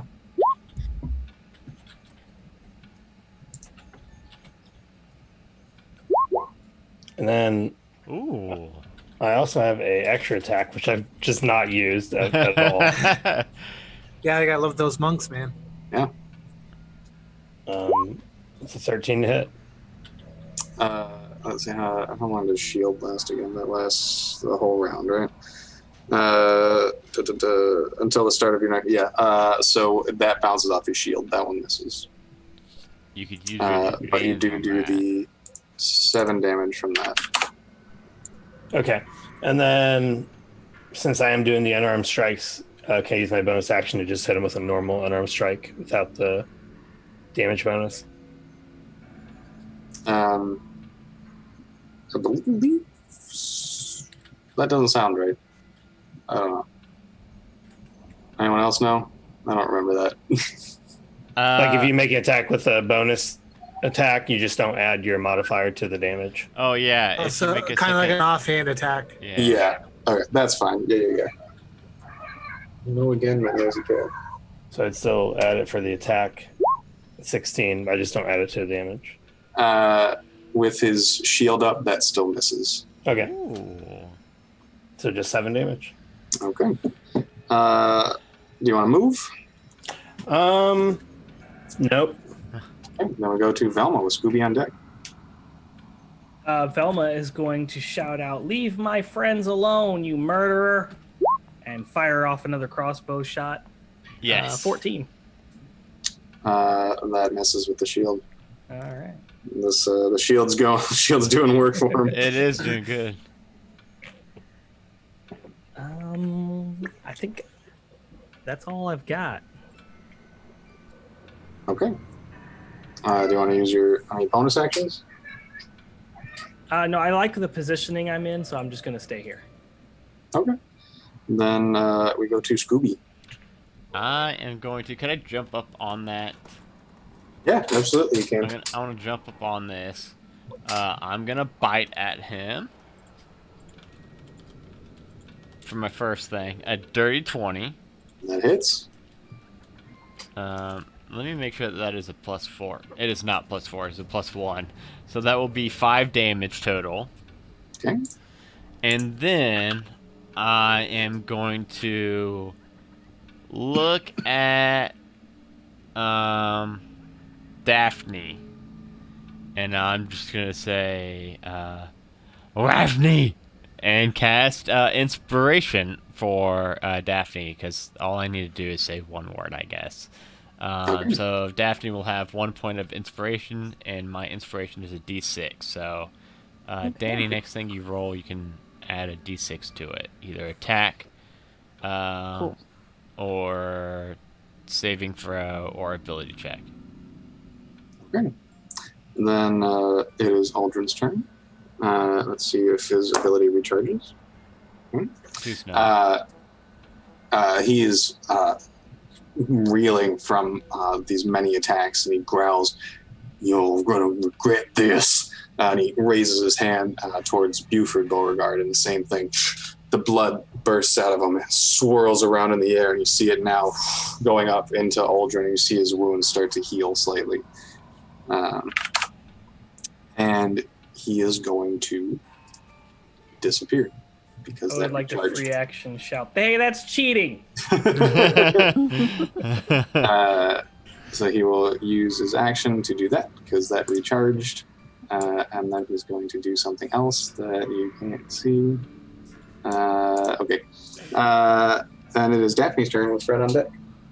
Oh, Can no. Can I hold my action until he shows up again? Absolutely, you can. Then I'm going to hold Witch Bolt until he is visible again. Okay, wonderful. Any movement? Nope. Okay. Fred? I'm going to hold my action for an attack, and and I will end my turn. Okay. Shaggy? I think Shaggy is going to back up a little bit and get his arms ready to attack if needed. But he's more looking for an out than a battle. Okay. Velma? Velma's going to shout at Scooby, "Hey, get down off the altar. You don't know what that's going to do." Are you doing anything? Just Ready in action for when he shows up. Okay. Putting a crossbow bolt in the crossbow. Scooby? I'm going to jump and lunge at the spot that he just was. Okay. Try to just reach and rake and claw or bite at anything that might be there as I jump off of the altar. You pass harmlessly through it.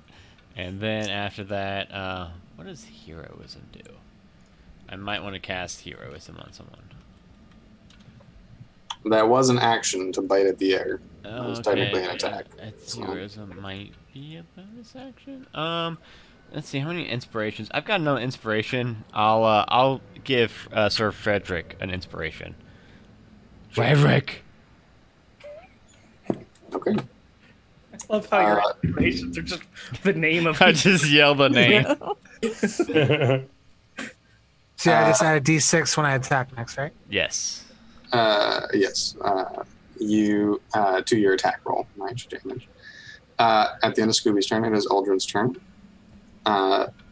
who reappears here. So Daphne and Velma do get your held attacks off. So go Nice. ahead and make your rolls.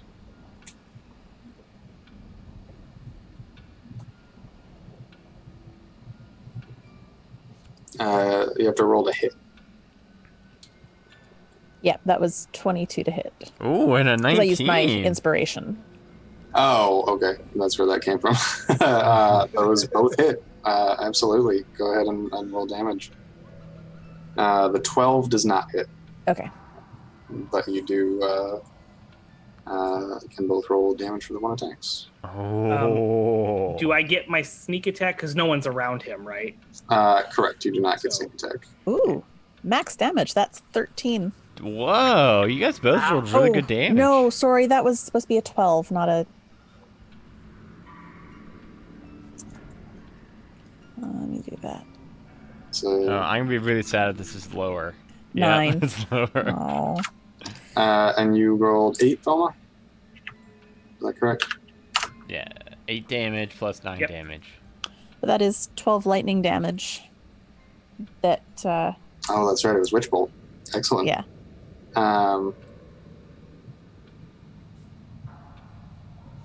Yeah, so you only should have gotten the one attack. You made 2 attacks, but the second one missed, so it doesn't Right. matter.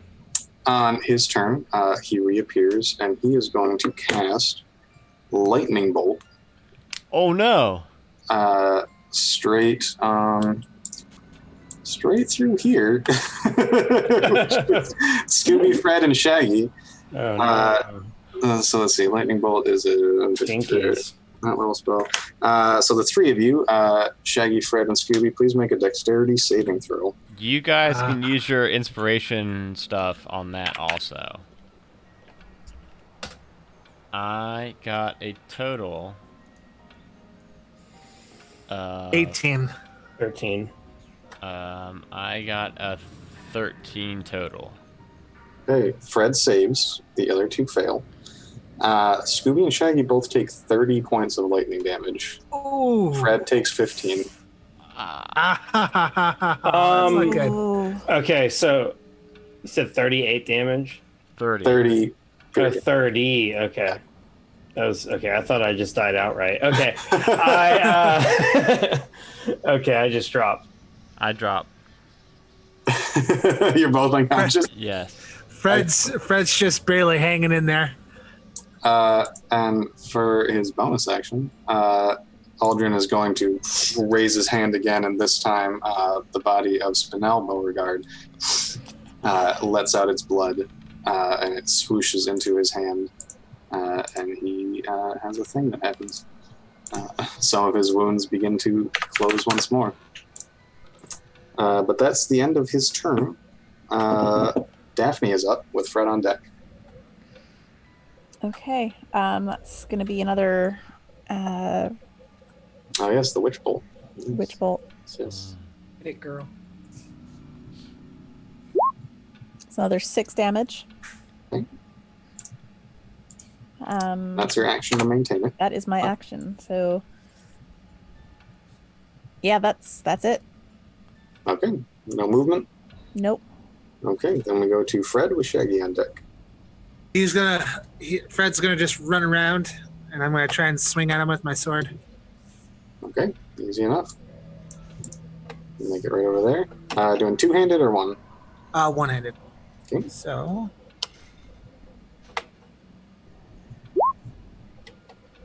14. 14. He is going to use another shield. And it bounces off. I'll swing again. Okay.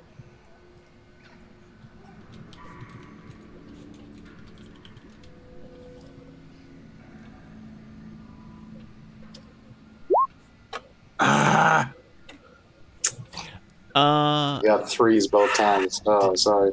For your sake, did you use your D6 of inspiration? Yeah, yet? I use Okay. on the first attack.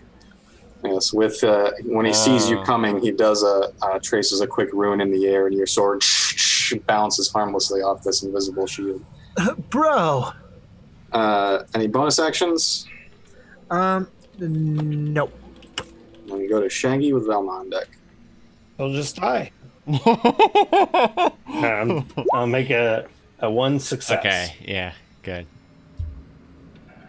Okay, Shaggy succeeded on a death saving throw. Velma with Scooby on deck. Velma's getting kind of worried. Yeah. I don't have any healing, sorry. As intelligent as I am. I guess I'm just going to take another shot with the crossbow bolt. I don't feel like it's doing a whole lot, though. 21 to hit. Oh. That hits, even past his All right. shield.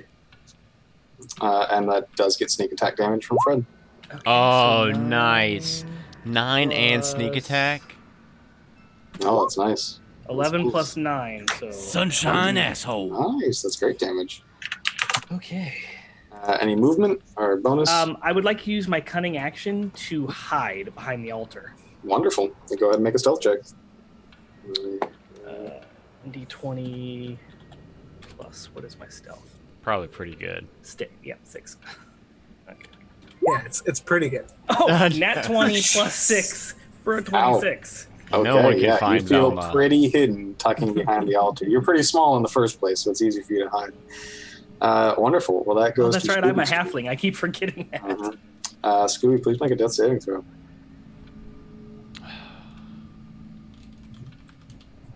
14, okay. Okay, that's a pass. Next up is Uldren's turn.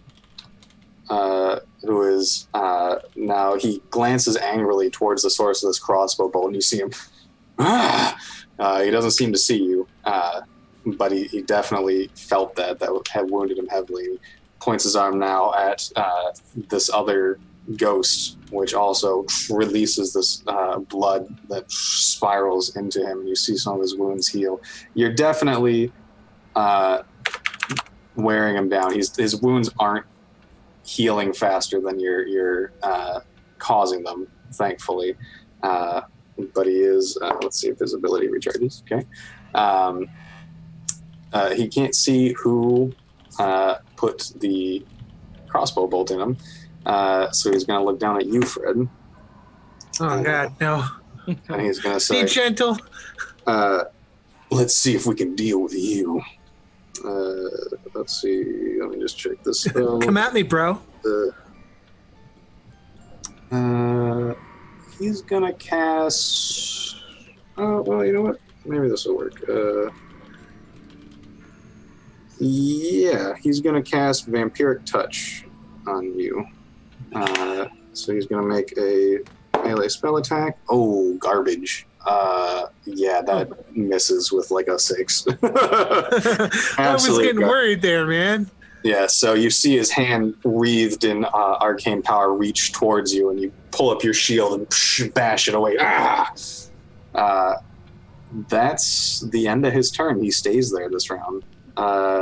Daphne is up, followed by Fred. So we did get some donations coming in.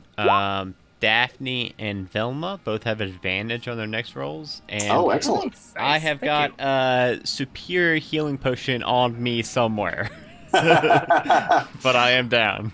excellent. It's like one of those little Look tags at chat here around his to neck. save you all. Yeah, Sabai is trying to have us see it through the end of this adventure.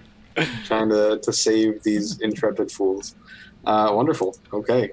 So Daphne, you have advantage, but if you are maintaining Witch Bolt, you don't Yep, need it. that's my advantage, or my witch bolt, so that's 10 more damage. Wonderful. Ooh.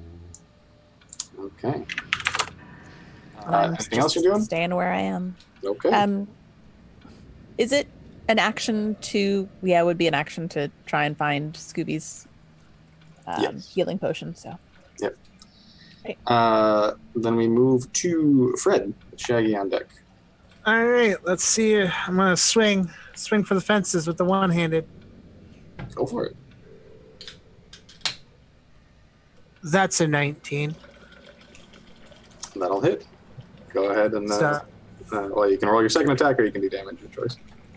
I'm gonna roll damage for 5 for the first. Then I'm gonna use my last spell slot Oh. and hit him with the smite. Okay. That's 15 damage in total. Ooh. 15 total. Yeah. Okay. Nice. Okay.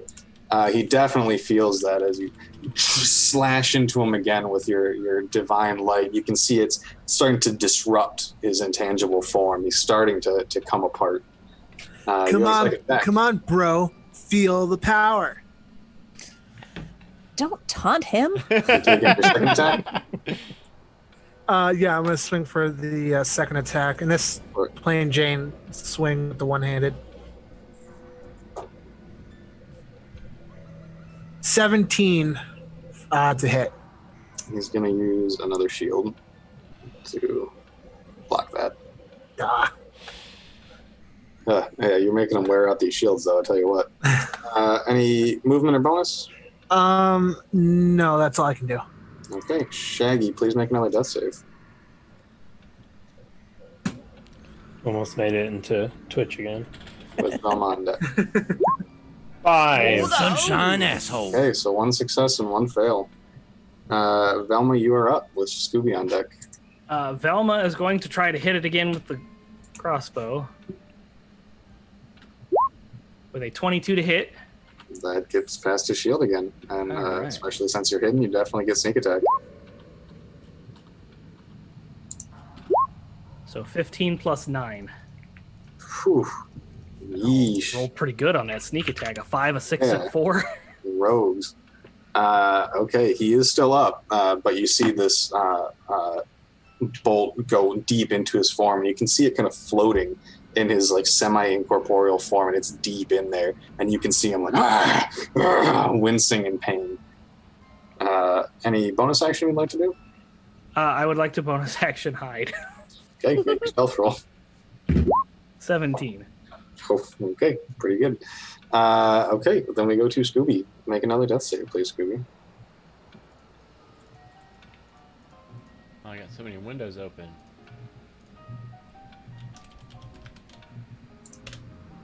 11. Nice. Okay, so that's 2 successes for Scooby. Excellent. Next up is Aldrin. Let's see if his ability recharges. Okay. He is going to...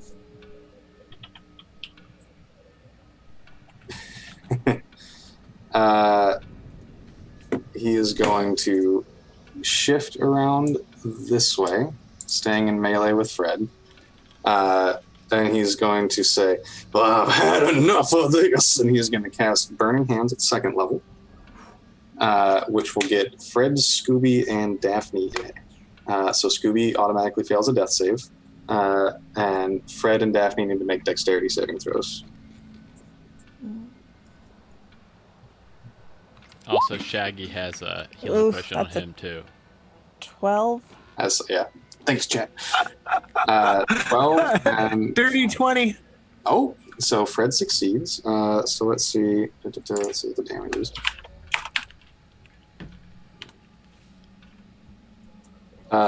Garbage damage. Daphne takes 8, but because you're a tiefling, you're resistant, so you only take 4.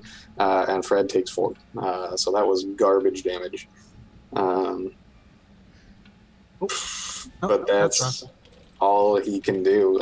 He stays there this round as well. What do I need to roll for my concentration? Yes, you do need to. Thank you for remembering. I think. Yes. You will very likely make that.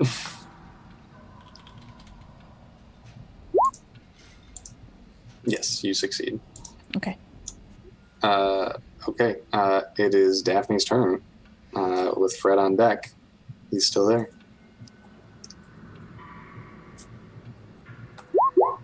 That's another 5 damage from Witch Bolt.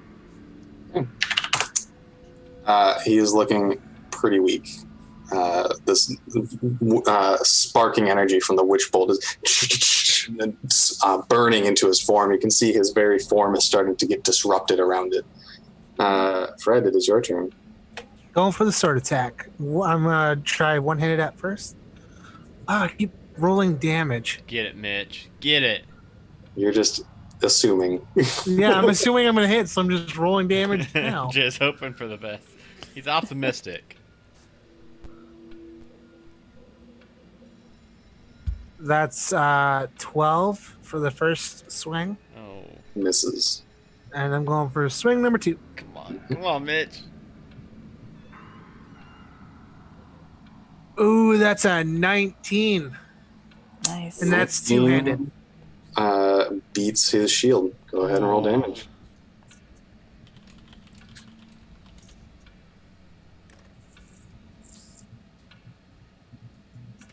Seven points of damage. Okay. Sir Frederick, how do you want to do this? He just stands there, misses that first swing, then grabs it with his free hand, and just turns around and just aims right for the head and lops the head off. Excellent. So Fred spins around and you see the ghost's body dissipate into nothing, and the head tumbles to the ground. And you see for a second it kind of looks up at you, Fred, and it says, I would have gotten away with it if it weren't for you meddling kids. Fades away into nothingness. That's young adults.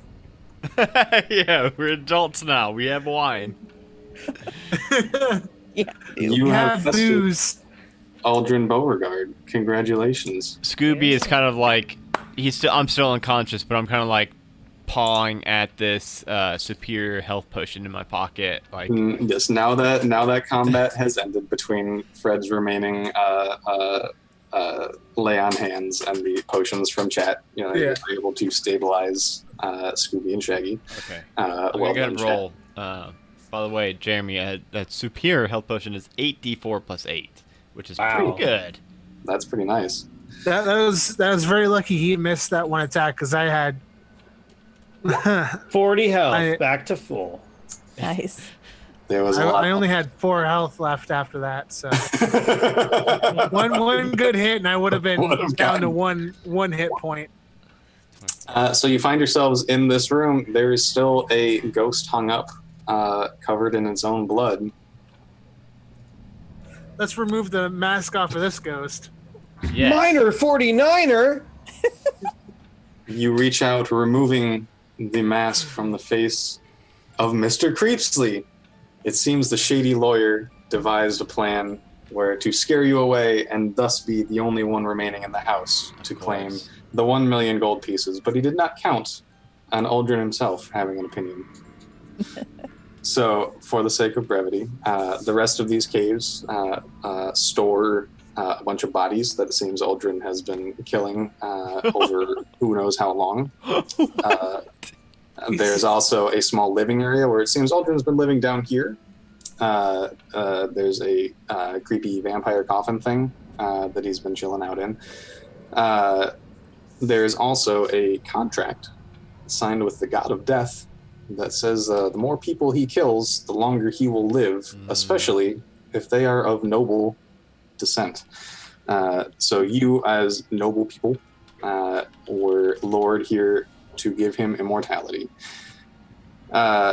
Eventually, the sun rises. When Aldrin died again, or for the first time, whatever his magic was that was sealing the house dissipated.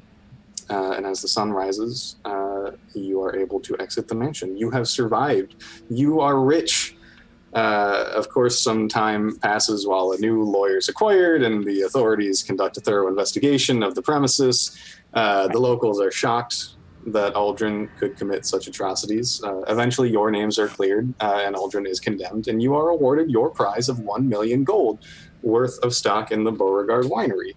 But the Beauregard name is now associated with ritualistic murder, and unfortunately, the stock prices plummet, and you are left only slightly richer than before.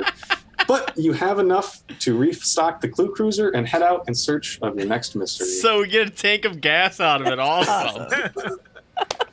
We just get a handful of chump change. Some And 2 Scooby bottles of snacks.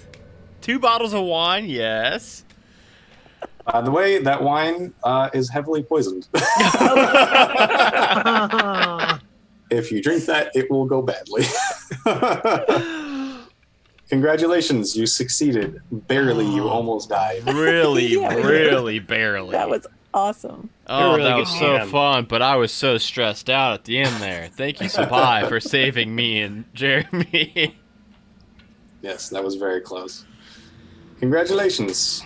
Thank you so much, Steven. I'm going to go ahead and go back around again and just let everybody kind of like plug all their stuff. So we'll start with you, Jeremy. Where can people find you at?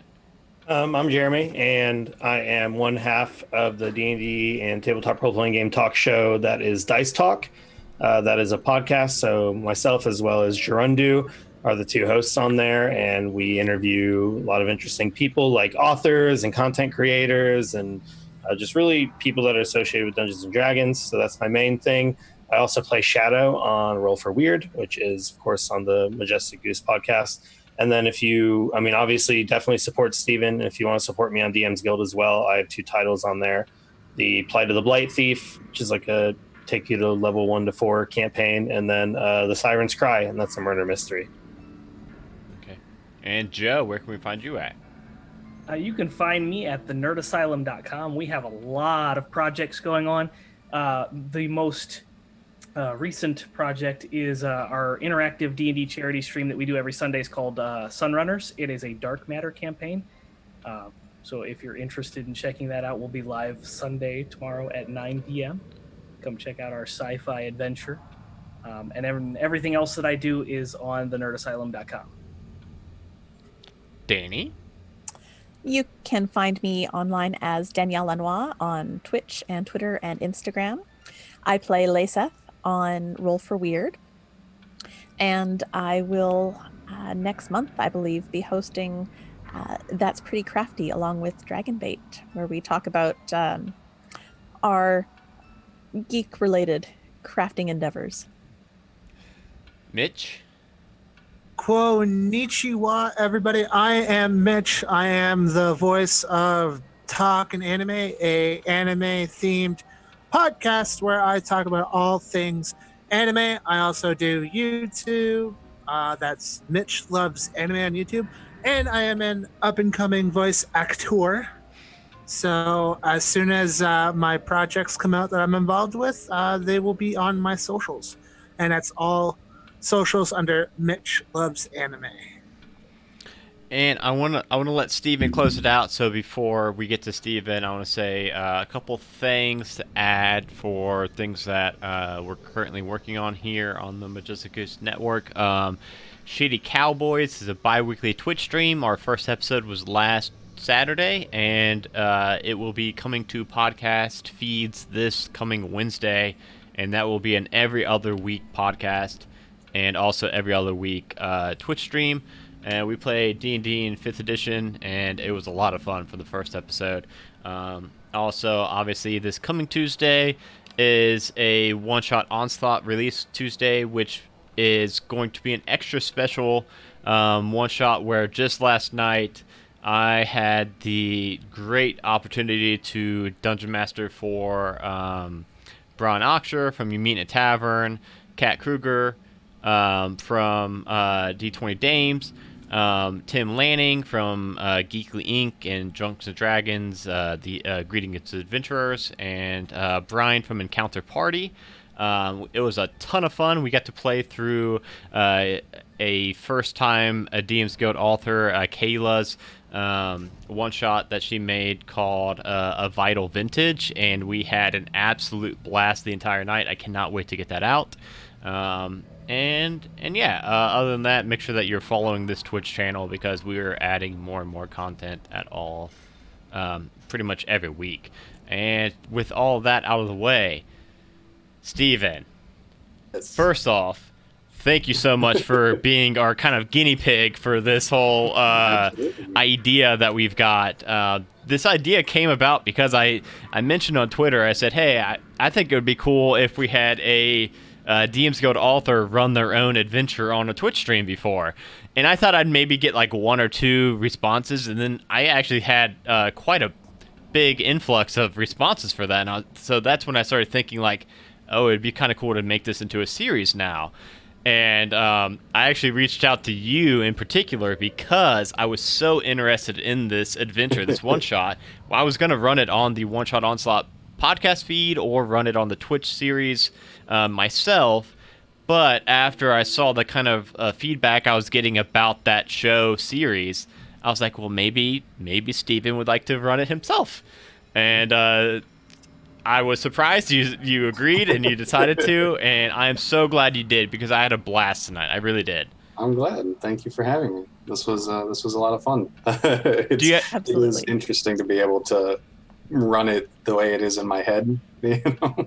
Yeah, and it worked out. I'm really glad we got the Roll20 on because I think this adventure you really kind of need that map because the mansion's kind of sprawling, right? And otherwise you'd be forgetting where everything is. But do you have anything else you're working on right now for DM's Guild? Or I have so much. I'm very busy. I just launched Mind Your Head, which is a unofficial prequel to the upcoming Rime of the Frost Maiden adventure from Wizards of the Coast, which is another mystery one, but that one is mystery horror instead of mystery parody. So I just launched that, and I'm also currently expanding my player primer series with a bunch of collaborative creators, which helps build characters that fit within the Forgotten Realms settings, and I've got several adventures coming out with that series. And I'm working on, there's a Kickstarter that's out right now, Supers and Sorcery, for a 5th edition superhero setting.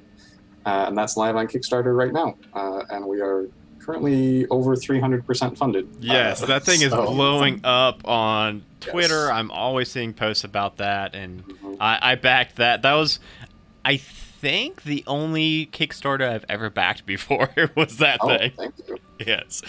Well, I hope that also lives up to your expectations. I was one of the many writers on that. That one was a big team one. But you can find all my stuff on the Dungeon Masters Guild. If you search my name or follow me on Twitter at Steven Pankotai. Or if you check out this link, obviously you can just click through to see all my other stuff. I have a bunch of mystery and a bunch of horror, all sorts of adventures. And let me see if I can remember what the... There's a link. It's only like 4 things up in the chat.